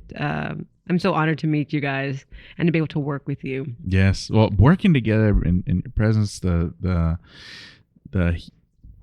big projects and the overcoming vision that we see that needs to get done being here. I think having her be able to come back on ground zero, like where we grew up, that was a big undertaking, because she deserves a nice house, and for us to live in our house that's 100 years old, has termites, and not the best. I need to do a little bit more investing over there than I do in this building, probably.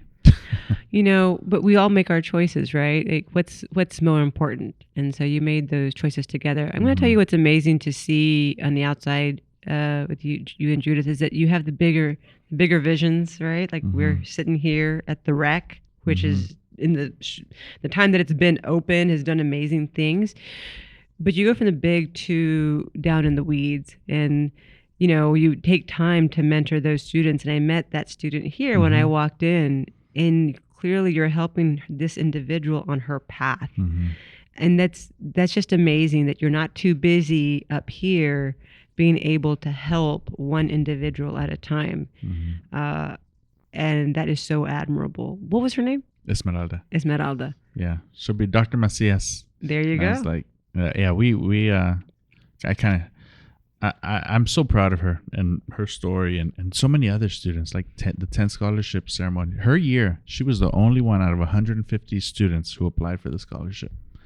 And I tell her this all the time, but we gave her the scholarship and we had identified her as a 14-year-old kid, But the fact that she applied, I knew that there was something special with her, that we were just tagging along for the ride. It's already in her. That she was the only one, and she did the work, and we gave her a small scholarship, and we've built the friendship. She graduated at 20 years old. I mean, from UT. Just her amazing, miraculous in many ways, what she's overcome. And then you multiply that, right? Like Jesus can connect with one student one way, but through our mentorship and the network and the gates, because as you said, your parents chose to be teachers because that's probably who they thought were the most successful people they knew growing up, right?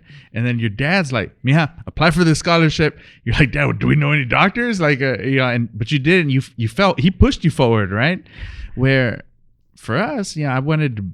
My dad worked at Sears as a tire guy, battery guy, then worked for the school district in the custodial and maintenance. And so I wanted to be his boss. I wanted to work on cars or like something maintenance. Judith's mom was a cafeteria lady, so she wanted to be a nutrition director. So she majored in nutrition.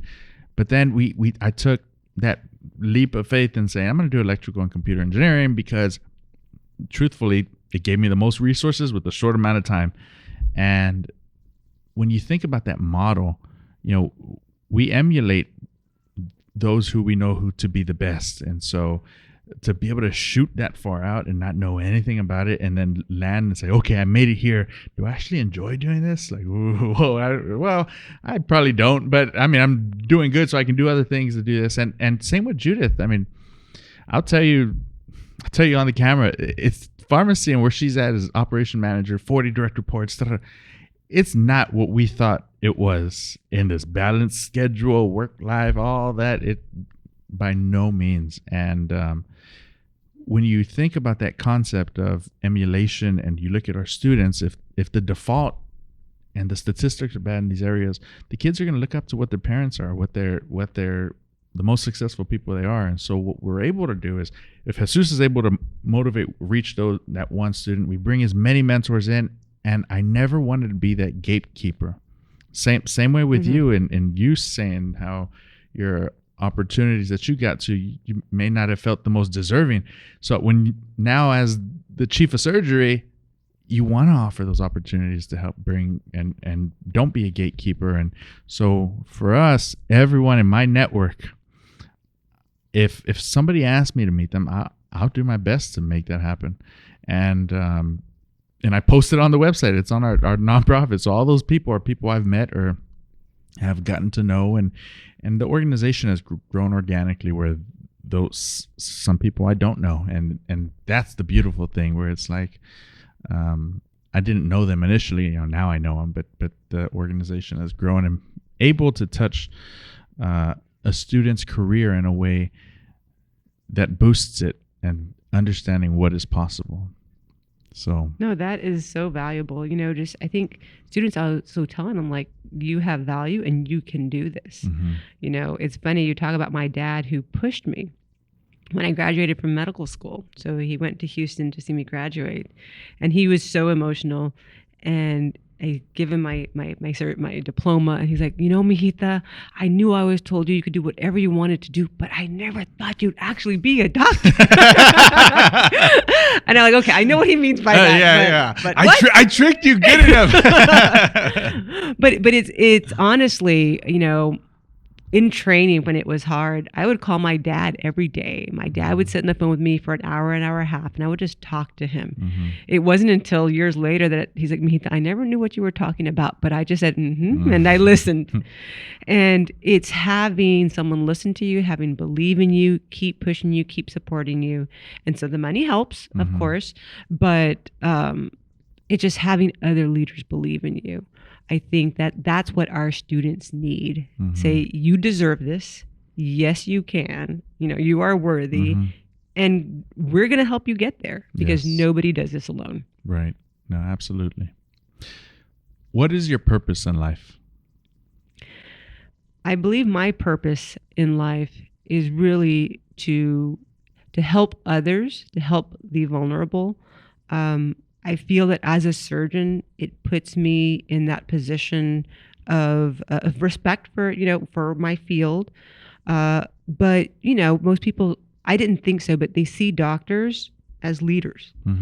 And with that platform, I have an obligation to help those who need it the most, whether it's create opportunities for students, whether it's the direct care that I give to the population that I'm serving that don't get to see specialists like myself, or whether it's to train future physicians on how to care for people in a culturally competent way who struggle not only with medical issues, but also with social issues, socioeconomic factors, environment, mental health issues. We haven't even touched that part, right?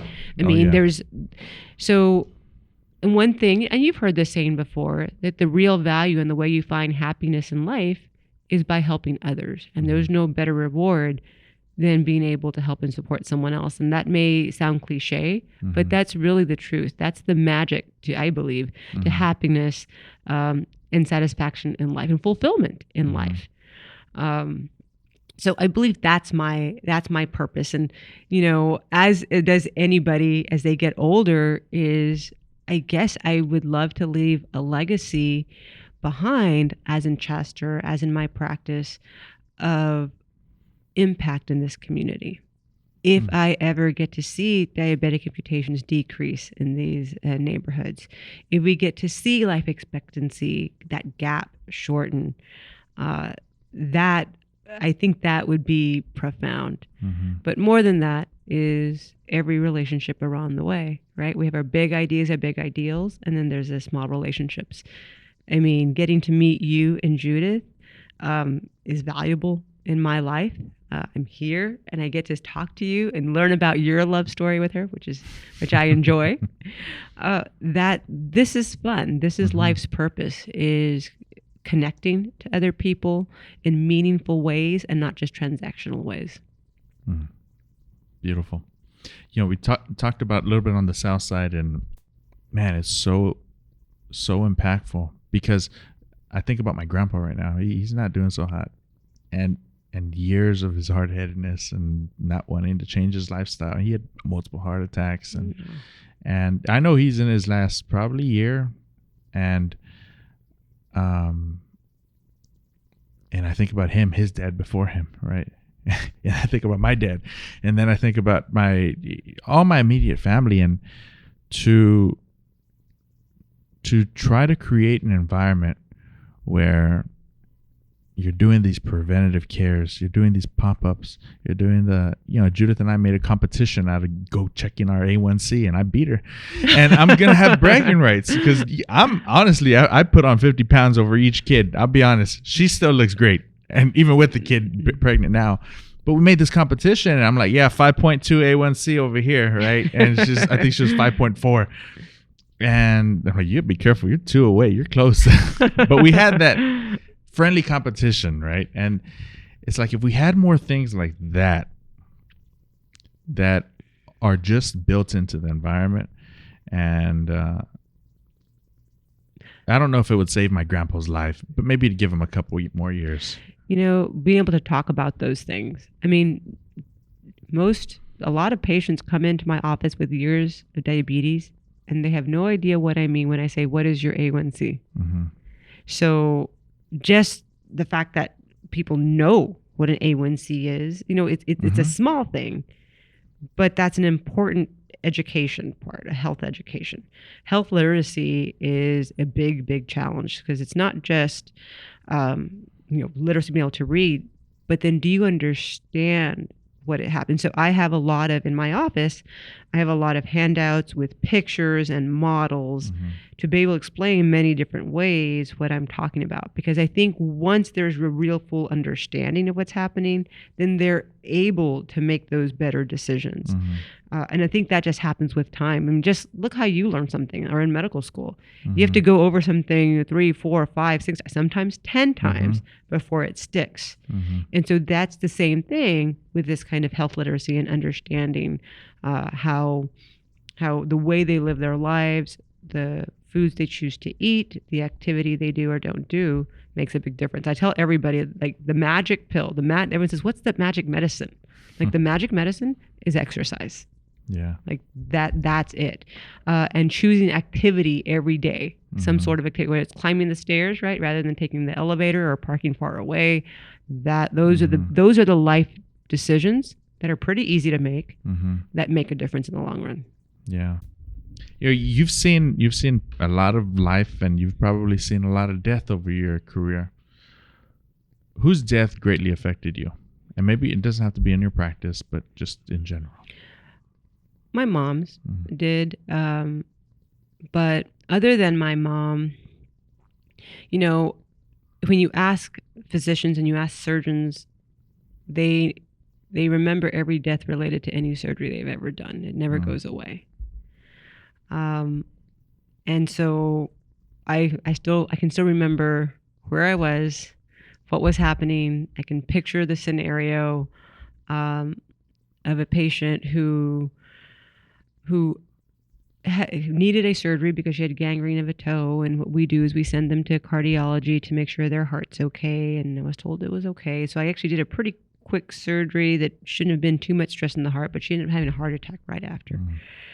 And then I tried to get that cardiologist back in to see her, and he wouldn't come because he was in clinic. And so I had to push and push, and I called his boss to come in. And I remember when he cathetered on the table, he's like, oh, this was the patient I couldn't get across that lesion. And I will never forget that feeling where my heart just sunk, because if I would have known that, I probably would not have operated on her. And she passed away that evening. And so the ones that affect us the most is, in retrospect, if I made different decisions as a surgeon, would there have been a different outcome? You know, it's hard because a lot of the patients that I take care of are very sick. They have diabetes and heart disease and on dialysis and heart failure and the full spectrum of comorbidities. And some lose legs, some have strokes, some die. And it's hard to kind of bear that. And so I began to, in my career, figure out, like, how do I get through this, right? Emotionally and spiritually. How do I get through these challenging complications and deaths and mortality? And I finally came to the conclusion, the mindset, that I'm going to value what I do with patients by the quality of the relationship that I have with the patient, that they trust me and that they know that I've done everything I possibly could. And if I didn't know, I asked somebody else, but that I gave them the best medical advice and that I was always by their side, whether something good happened or whether something bad happened. So when I switch my mindset to that is how I'm able to kind of get through those moments. I have, patients who, when they've passed away, their family puts me in my clinic in their obituaries, and my nurse practitioner, or they send me flowers when their loved one passes away, because I've helped guide them perhaps through discussions on when's the right time for a hospice versus surgery. I have a lot of those conversations with my patients, especially the elderly. Just because we can do more surgery doesn't mean we do more surgery. And when we look about the time we have left on earth, do we want to be in the operating room, or do we want a quality of life, even if maybe that time you may think may be shorter, right? And so having those honest discussions with patients is important before that thing happens, so that the patient gets to make their decisions, what they do want, what they don't want, and their children or their medical power of attorney simply fulfills their wishes. And I feel like that quality of life and that ability to decide how you go is so important. And I think the doctors don't talk to patients about that very often. And I see the other end, where they're in the hospital and maybe the patient had told his children, no, if something happens, let me go, but they don't want to. It's not really been discussed. Some people understand, some people don't, and then they're disagreeing with each other. And ultimately what happens is that patient ends up suffering, that body ends up suffering.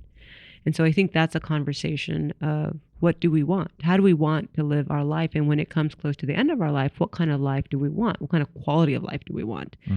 And I've had those discussions with my husband, because I see what I want, and I've told them, what my decisions would be. You should have the same but your whole family. And so I've had these conversations with my father, and I'm going to tell you, every single family I talk to, well, we don't like to talk about these things. But that's why you have to talk about them. Right. Because these decisions are important, and understanding what your family member, what your loved one wants is so important. So that when the end of their life is coming to an end, those decisions are made and there's no stress. There's a peace. There's actually a peace that comes to families to say, this is what my loved one wanted, and we're fulfilling their wishes. And when they go peacefully. Yeah. Jeez, man, you hit on so many cool things that I don't know if you know, but Judah did a TEDx talk on a medical emergency kit or toolkit to, during COVID, and they'd call it code blues or whatever. She'd go in the pharmacy and she did clinicals. She was clinical manager or something. And part of it is like, those discussions that never happen and things that you should talk about before, exactly everything that you're just saying here, and how important that is, because at the end of the day, you think, did I honor my father? Did I honor my mom? Did I do the best? He was suffering. He didn't want to suffer no more. He didn't want to, being able to be at peace with those things. There's a lot of heavy decisions that need to be made, And to leave those alone on that one person to decide whether or not they know or they did their best or did the right thing or not, it's a lot on them. And most of the time, it's always the oldest, the most responsible kid who's already taken probably the load of all the hardships through the family throughout that period. So it's something that you could relieve off of your family. Well, and that's what I see myself as a physician and a surgeon also, is that part of my job is to carry the stress and the burden of decisions, to guide them through the right decisions that's right for them and relieve them of those burdens themselves. Mm-hmm. I think that's a part of a physician's responsibility as well. Tell me about the TED Talk that Judith did. Where can we find it? I'll post a little thing on there, but she did a TED Talk during COVID. It was right after COVID, and I mean, all the people who were passing and going there, and with her proximity to being with them at the end of their lives. But she talks about this medical toolkit where, being able to gently let your patient, those people go in, and how to be prepared when you go to the hospital, to be the most educated, to be the most prepared with the decisions you make, the power of attorney, all those different things. What has your faith journey looked like, and especially as a doctor and being so close to some of the most hard, complex moments in some people's lives, health-wise? So I'll start. I grew up Catholic. My parents were very, very involved in the church, and they were Eucharistic ministers, and made my first communion and confirmation, and I read, did the readings in church and all that.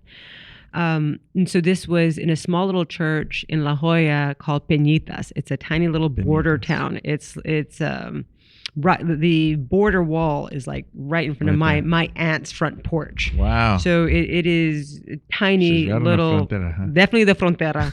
And it's so very, very, very focused on Catholicism. When I went to Houston, to Baylor College of Medicine, where now I have students in my class from all over the world and all different religions.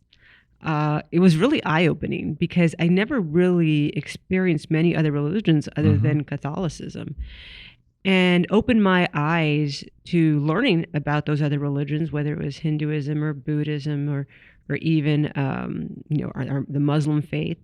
And it's interesting because I didn't get to come home for like Christmas and Thanksgiving and all those holidays. So I would spend them with my friends and their families and how welcoming they are. And one thing I have to say is, like, my Indian friends, like, their parents took me in just like our Mexicano parents would take me in, and they would like get me a Christmas gift that they had an extra gift on, and they would feed me and they would take care of me.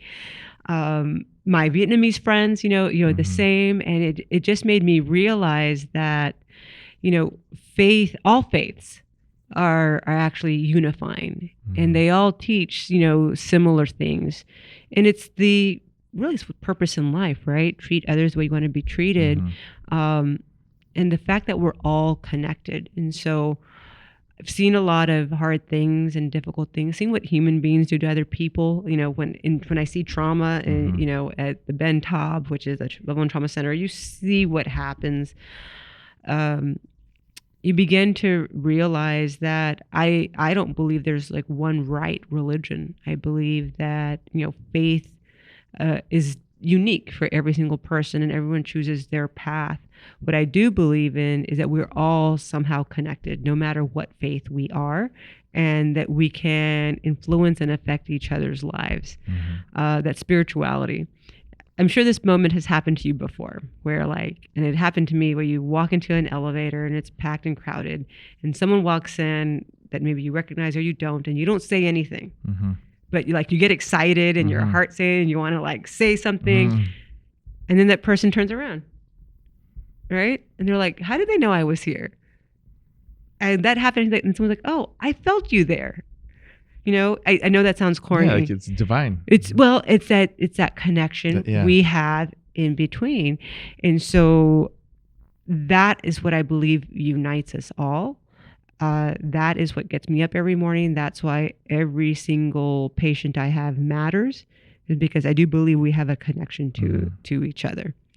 And this is also why I believe that bringing all communities to be able to have a good quality of life is important, because like a city is, let's say, is like a human body.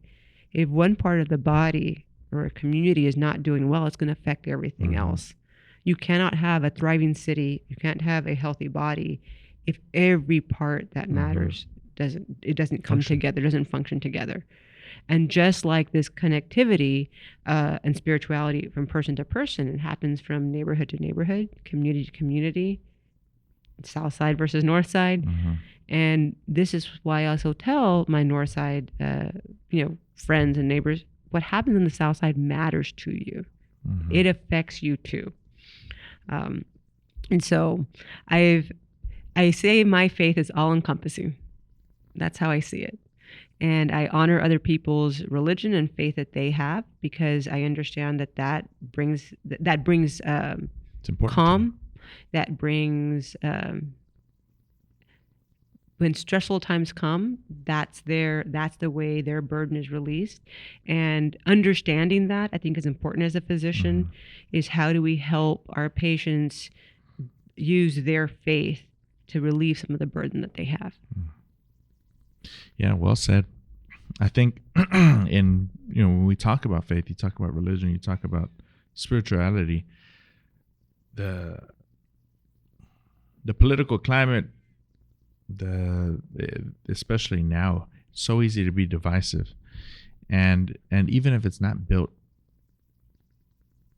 in a church or it's not built in somebody's upbringing, you see that if you focus on the negative, if you focus on the things that you divide, it's not good for your overall health, period, right? And really enjoyed hearing some of the things Pope Leo says recently, because it seems very, very uniting, right? And when you talk about a city as a body, right, when the city's united and on that, working together, your heart's pumping blood through your veins, you're getting oxygen to your muscles, you feel good because everything's working well together, and you're focusing on the things that bring you together. I think seems to be a kind of a common thread in what you're talking about in your spirituality, your faith journey, the sense of unity, even across religions and across the human body. Yeah, it's evolving always, right? Our faith evolves as we live and we experience new things. And you mentioned the challenge in today's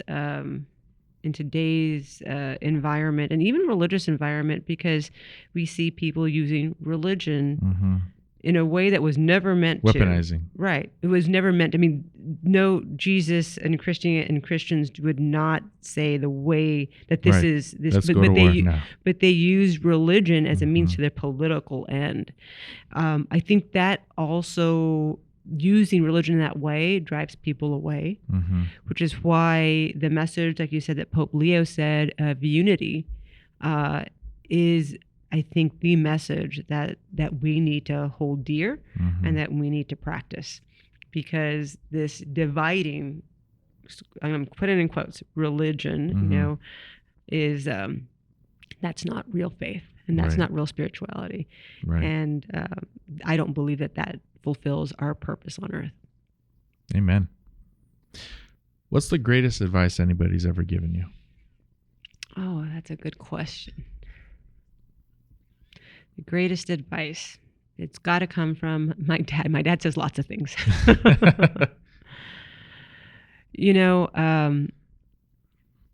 This is not mind-blowing, but I think the greatest advice my dad always gave me was, mijita, you're going to have to work hard. We're Mexican, you're a woman, and you may have to work 2, 3, 4 times as hard as anybody else. But you do it. And you do it, and you prove to them that you are worthy. And when you get there, you make sure that the people behind you don't have to work as hard as you did, because it's not fair. So I think being prepared for adversity. And so I think that's one thing that probably as parents is really hard to do because you want to protect your children and make it easy for them.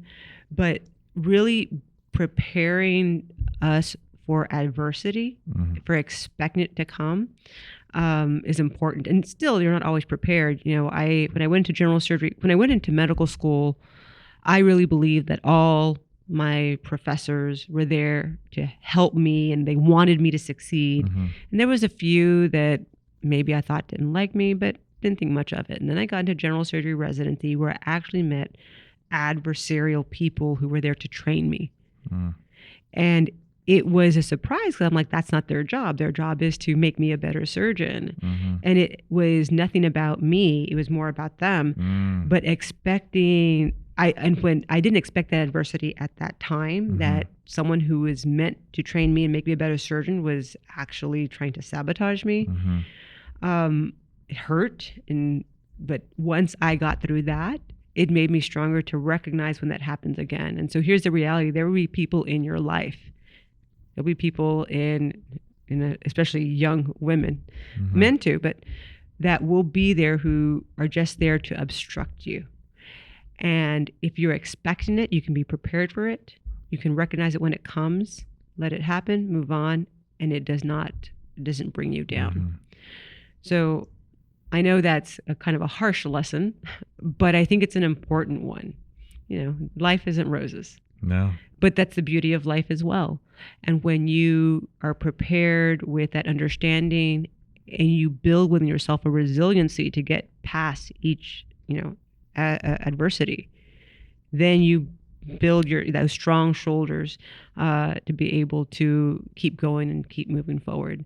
And then open doors. That's also how you open doors for other people is you bear the brunt of that so they don't have to.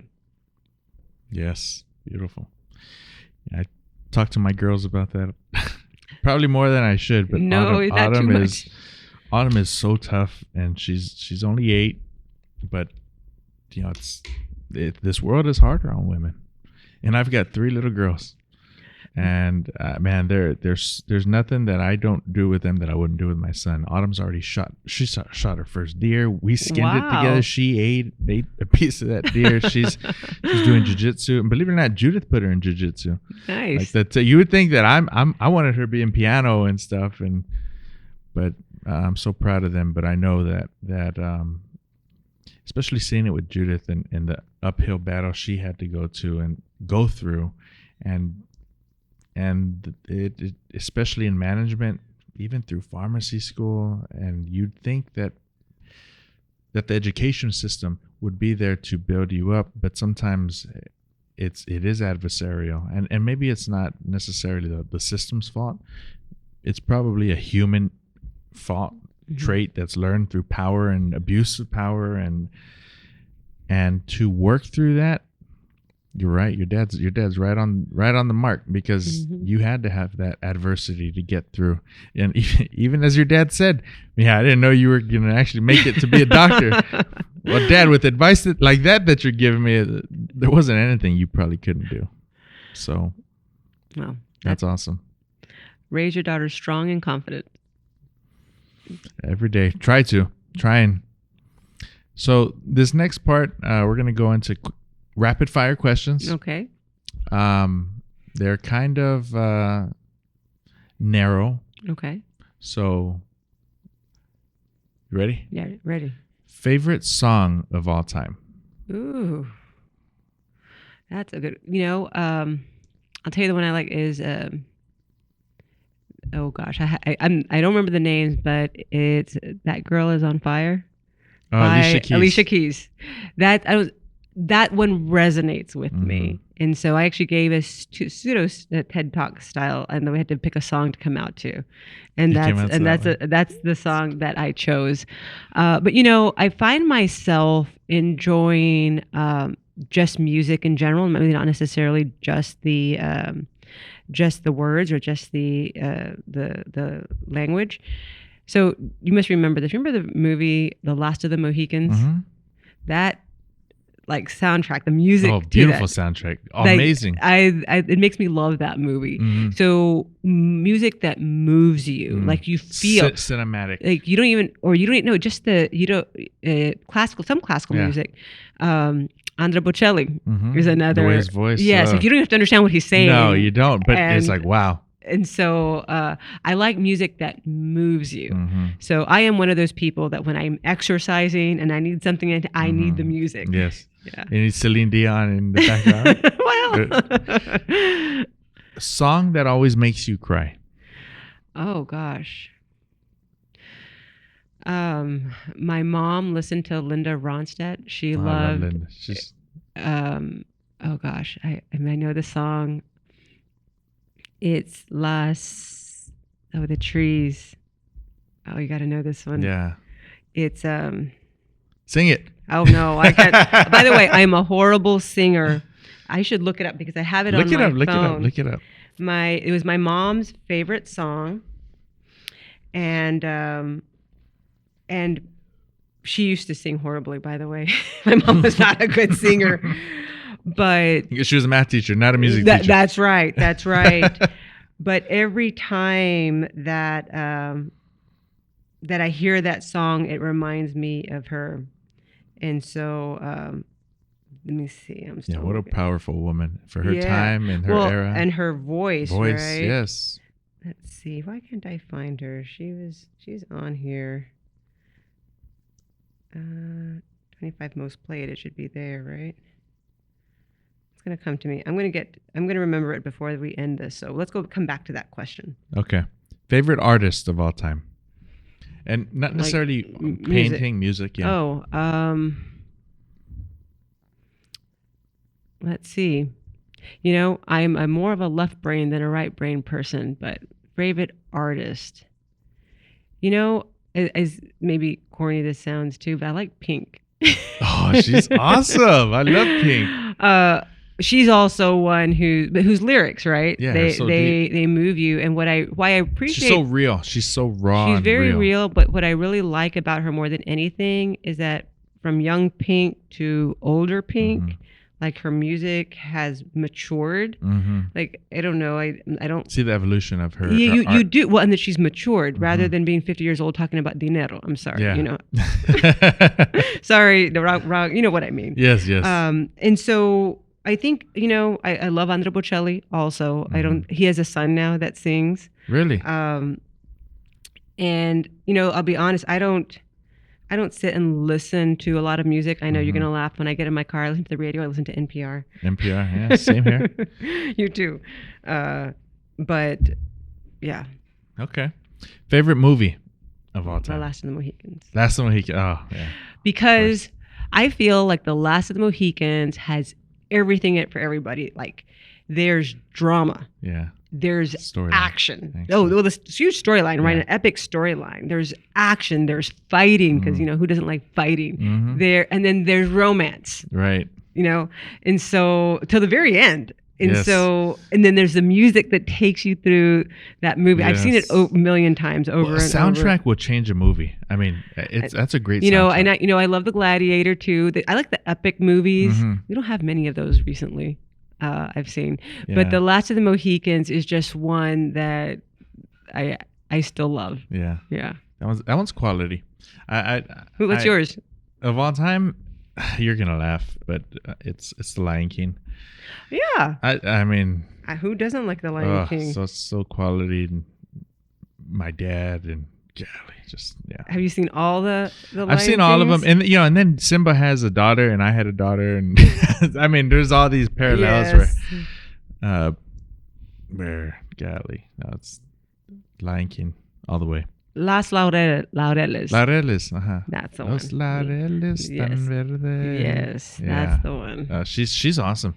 My dad, I listened to her growing up because my dad used to listen to her because in the ranch in Mexico, my dad always said there's only two stations, and it was like country western, and then like the norteños, like and music. And Linda Ronstadt, I think he said she used to come out like on both, and because she would sing like mariachis, and then she would sing on both sides. So Yeah, I mean, just her story, her what she did for the industry, and being a Latina to come out, and especially in an industry that wasn't really. I mean, there wasn't hardly any Hispanics, Mexicans. Well, it's funny you say that. Selena's another one. I was just in Corpus Christi. I'd never seen her statue. So I went by and took a picture. And, I didn't follow Selena when I was growing up, but her story resonates, and what an amazing Latina she was, and a model for younger Latinas. Life, of course, it was taken way too early. Way too soon, yeah. But it's still amazing to see everything she accomplished. And she, at 28 years old, she was young, yeah. With that, she was a powerhouse. She would. I mean, who knows what she would have done? But I think the motivational aspect and what young girls could have looked up to, and the music genre. I mean, she carried it for many years. So wouldn't be what it is today without her, for sure. Favorite book. Let me see my favorite one that I read. So I actually like all Malcolm Gladwell books. Oh, I love Malcolm Gladwell. The Gladiator, the Outliers. Tipping Point. Not the Gladiator. The Tipping Point. Tipping Point, and then there's David and Goliath. David and Goliath, and then there's Breaking the Tipping Point. There's a follow-up. He also has a podcast. Watch his podcast? Yes. I was gonna ask that. Okay, have you seen the one with Zootopia? No. You got to see that one. Okay. There's 2 parts. He made it into 2 parts, and holy smokes! I mean, I love taking my kids to stuff like that, right? So watching, but the symbolism. If he's talking about it, there's a sense of legitimacy that he's thoroughly vetted this through. Right. But he talks about. I don't want to ruin it for you. Check it out. Malcolm Gladwell, the Zootopia topic, and he interviews I'll look all it these up. people. So I do love him too, because he has an evolution of his books too, from the Tipping Point to the book he wrote up as a follow-up on what mistakes he made back then. And so I haven't read that with those 2. Well, to be fair, I listen to them now on Audible. Yeah, same. So I'm guilty, but there's another book I read recently, and so I like to read things that are enjoyable, but then still I learn from. And so another recent book that I read that's really good is The People's Hospital. And The People's Hospital is written by a internal medicine doctor at Ben Taub at the county hospital I trained in. And he really kind of explains what the healthcare environment looks like locally, like in the county system, statewide and federally, and how it all affects how like his patients get taken care of, which sounds like a really boring book, except that he tells this story through patient stories. And in the Audible book, he reads his own book, which is nice because you get all the inflections and the stress. He knows what he's right, and he's Hispanic, and so his name is Ricardo Nuila. And so that book was, I have to say, for learning.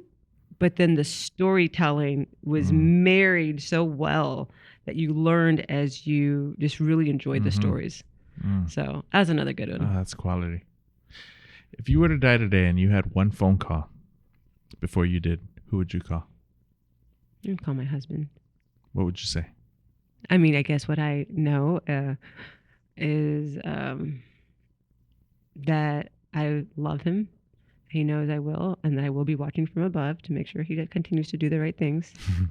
That I ask that he continue what we've done together. And so I guess I would tell him what we tell each other every day. So every day we wake up, sometimes at different times, before we leave to work. And I know we're going to the same place sometimes, but we always give each other a kiss and we tell each other we love each other. And then if we happen to be a place that we're leaving together, we always tell each other. And so I know he knows, but my father and he are the most important men in my life. And I'm going to tell you, when I was deciding to start my own practice, I'll be honest, I might tell you, we call it imposter syndrome or that confidence. And I was very, very insecure. And his confidence in me, I only saw someone else other than my dad. And I always thought, well, my dad's my dad. He has to feel like that. This is another person reflecting, telling me I am smart, telling me I am capable. And there's no doubt that the way I started my practice and the reason was riding his confidence versus my own, because I was so scared. I was so scared to do it. He was 100% confident. And so I rode that. And I know that I wouldn't be here and I wouldn't be believing big dreams like chest if I didn't have someone like him in my life to expand even my dreams and my visions and my wants and what we can accomplish. He's the most important person in my life. And you know what I know about him too is that if I did pass away, I know he'd go take care of my dad. He'd go see him. He'd, tell him, that I loved him. He'd make sure my dad's taken care of. He'd make sure that my nephews, who are the only 2 kids in my family, are taken care of. Like I don't even have to tell him that. I know he would do that. And so he'd be that point to be like, okay, go let everybody else give them my message that I love them all and carry on what we have been working our entire lives for. Wow. So powerful. Yeah, I need to have lunch with your husband. I feel like me and him are both lifter-uppers of our spouses. I mean, and it's crazy too, because I feel like some of the most capable don't believe it, and it's the ones who are like not the most capable are in those roles sometimes. And God bless him for putting up with me. For putting him in y'all's life, and both of y'all pushing each other and growing each other. That's amazing. Favorite podcast? It's not Malcolm Gladwell. It's Brain. Oh gosh, I listen to it all the time. It's because I have to answer, right? But well, some of them are catchy with their names. Like it's really intentional. Hidden Brain. Hidden Brain by Shankar Vedantam. What's that one about? So Shankar, it's he comes out on NPR, but it's explaining how the human mind works in everyday situations. And sometimes it's like a self-help, but they're always like 30 to 40 minutes, so they're not too long. So they're enough for a workout. Like if I'm going to walk on my treadmill incline, I will listen to one of these podcasts. It's always also teaching you something and how you think. And so I love Hidden Brain. A recent one that I was introduced to, so it's great because I work with 4 military surgeons from BAMC, and they all come from different parts of the country, and they always give me different podcasts. Another one that's good is Plain English by Derek Thompson, and it's a guy who just kind of analyzes like an aspect of something. So like one of his topics recently was called the casinofication of America. So talking about everything from like real gambling to the new gambling like online that even little kids can do and can get addicted to the what do they call it, the where you can bid on like who's going to make this next basket, who's going to start war, so he takes this topic and like runs it down in like all the different areas and how it all the different facets, and it's just so interesting because you learn a lot too. You realize that those connections that you didn't intrinsically see are maybe intrinsically built into and it's interesting because I would think I don't care about gambling. I'm not a gambler, but you know what I do care about? I do care about that our children may be vulnerable to this, and so I began to think, well, where does policy need to change on that? I know my mind goes everywhere. Yeah. But that's another good one. But my favorite one is Hidden Brain. Shankar never disappoints. That's awesome. And he has this like British accent, and so there's something about that British accent and he's so smooth. So what's your favorite? My favorite podcast, I like Malcolm Gladwell's, but it doesn't have any visuals. It's mostly audio. This is audio too. But I don't know. There's I listen to so many, and I'm gonna shout out to the ones that are local, mostly because I feel like those people are within reach, and people are from the community saying things in San Antonio. Eddie Aldrete's Beyond the Bite, and then Robert Rivard's podcast with Big City Small Town, and then I'll sit in and on Saturdays and watch April Monterosa's show on 99 point. That one. 99 point. But no, I try to keep up with the local scene and see and compare notes and. Oh, I do listen to Inside Politics. Oh yeah, Inside for a quick Express News. Yeah, for a quick little on things. I've watched them. Who else? Nosotros. They were doing that, but she started. She's her now own. Elena Ayala. She's a Ayala good friend. Started her own called with Boca. Quintanilla. Yes, with Mr. Fiesta. Yes, Mr. Fiesta. What's it? They started new. I forget what it's called. It's something Vista. The Vista Project? The Vista Project. The Buena Vista Project. Buena Vista Project, yes. So Yes. I watch hers too. Anything that's local, I try to support and watch. Nationally, I mean, I don't know. I watch some funny stuff, comedians, funny stuff. There's this one guy. Who's my husband like? The Mike something show. He's a sports guy locally. Is there a local one? Yeah. I have to remember. I don't know. He always talks about Mike who's dating someone else who. Mike what? Oh gosh, what's his last name? He's a comedian, local comedian. Kind of comedian, but it's a sports. It's a sports / Sports life talk. He's dating. What's her name from La Prensa newspaper? Oh, I know who you're talking. I Yes. know who she is. Okay. I'm trying to connect the With title. him. Yeah. Well, anyway. Okay. So he loves that guy. There's another podcast. So the other one in town, it's comedians. BFR. They're like 4 guys. They're kind of grungy sometimes, but they're local. And one of the guys that I worked with, who was at Port San Antonio, he was enlisted. He's enlisted. He's active duty. But on the side, he does comedy. Oh, how funny. And then we're doing comedy things here every last Friday. And so he put me onto this podcast from those guys. And my buddy's mom, Robin, she's a comedian. She's a curator at the Alamo. So I'm like, all that local scene. And they're growing. They've had some pretty big people on too. Nice. What does BFR stand for? Do you know? I don't know. I think it's BFR. April. I saw April posted something with them too, that she had been on with them. But they're local guys, and he. To be fair, if they're watching the podcast, my friend, when I was telling him about doing the podcast, I was like, "How do they do theirs?" And he's like, "Dude, they use cell phones and they put them back to back, and it's a table of 4, and they have this interface that can do 6 mics." And everything I have here, I didn't pay for any. I mean, Okay, I've had this over the last 15 years of doing church music or things. I mean, these phones they're recording with my phones. So I've had them, and I'm like, first of all, I had to operate on a very lean budget for Judith to approve to me to put my time into this. She's like, it's gonna be serious. Let me see your consistency, how long you're gonna do it. And this will be episode 30. Okay. Oh, you've done a lot. You will be episode 30 when we post out. And I mean, maybe, I don't know if it's time for an upgrade quite yet, but we might need to get a couple sponsors before we get an upgrade. There you go. But last thing I'll say is, are you promoting anything?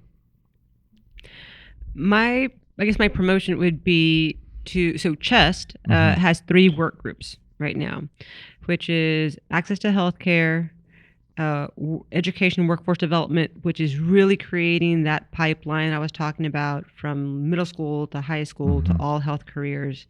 And then the other one called life expectancy, which is all the social determinants of health. Transportation, housing, food insecurity, environment, all those things. And so we are getting these work groups started. And so we're starting with our co-chairs on the board, bringing in some people from the community. And at some point, as we get these work groups moving, we're going to open it up to all of San Antonio who's interested in helping or making a difference or contributing their skill set to what we're doing. So I would like them to follow us. It's chestsatx.org. And there is a place on there that you can sign up if you're interested and what sector you're interested in. And you just put in your email and maybe what you're interested in, so that when we open up our work group to everybody else, that we have a list of people that we can send that ask out for. Also, to my shout out is, or my ask or my promotion is, this is the time. And as we're seeing in our political environment of America, like you mentioned, there is more and more division. And so working together for the betterment of communities is going to be how we come back together. And I love if they view CHEST as that vehicle for them.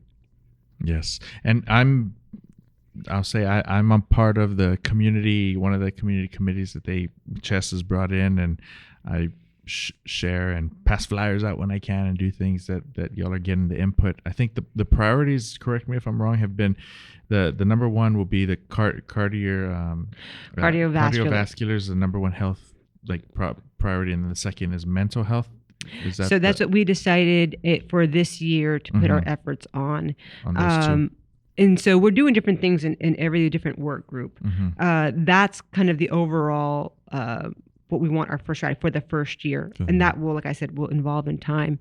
But the other thing that you've been involved with is the Health Empowerment Zone. And so this is a pilot program on how we really invest at the grassroots level. Because we're talking about, especially with our board, the bigger system, the big decision making, the routing, the ship in the right direction.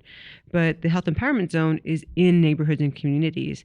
And so bringing in the leaders in small businesses, in education, in nonprofits, in churches to come together and be a voice for that community. So as a health empowerment zone, as we want to move the needle on maybe cardiovascular mental health, that we use the guidance of those community leaders to say, how do we do it? What has happened a lot is big institutions and organizations come into an area and say, well, this is what you need to do, and this is how we need to fix it. We have to make sure that we have buy-in from the community, and that community feels the need that that's what we need to tackle. And so that's where community voice and community input is so valuable. Yes, no, and I feel it. I see the efforts and the work going through our neighborhoods and connecting, and I'm so impressed of the board you put together. As I mentioned, such a powerhouse, such a big feat to accomplish, in getting all those major hitters into one room, making decisions to support the growth, the access to healthcare here on the South Side, and the Opportunity Zone. Us being on this corridor, what used to be Old South San, the REC as the entrepreneurial center, the economic development engine that I see us growing out into, the access to healthcare, the opportunity, the healthcare engine that'll connect the resources in healthcare and education and access, and then we're going to change things with the school district and both schools, and me at South San now, but also Edgewood, right? They're both schools that had been taken over by the state, and offering everybody needs access to high quality education. Yes, changing they deserve that school district, the perception, the reputation, everything around, and lastly, the arts and culture part of it, right? We're doing the last Fridays. I know we've got different organizations and businesses operating some sort of arts and culture thing at different times, but we're going to sync up, and we'll have partnerships with us down the street, just over even down Quintana. I mean, make it to where we call it Last Friday because there's First Friday, right? But we're going to be Last Friday, and we'll see what it entails and how that grows. But I'm so impressed, and I'm so glad you're doing the work, even though you hear it all the time that you're not from the South Side.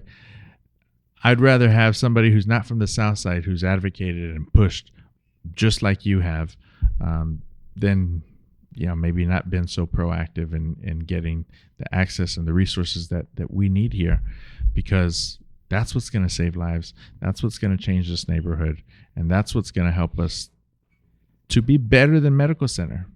There you go. We have big dreams. Yes, we do. Well, and maybe one day I become an honorary Southsider, right? Yeah, absolutely. I mean, and your entrepreneurship, I'm sure you're hiring people from the neighborhood and from the South Side, and I mean, I just saw you now opening a gate for the next generation of doctors coming through, and starting with them young, and you're inspiring them, you're inspiring us, and let's go do this. Let's do it. Thank you, Dr. Ochoa. Thank you.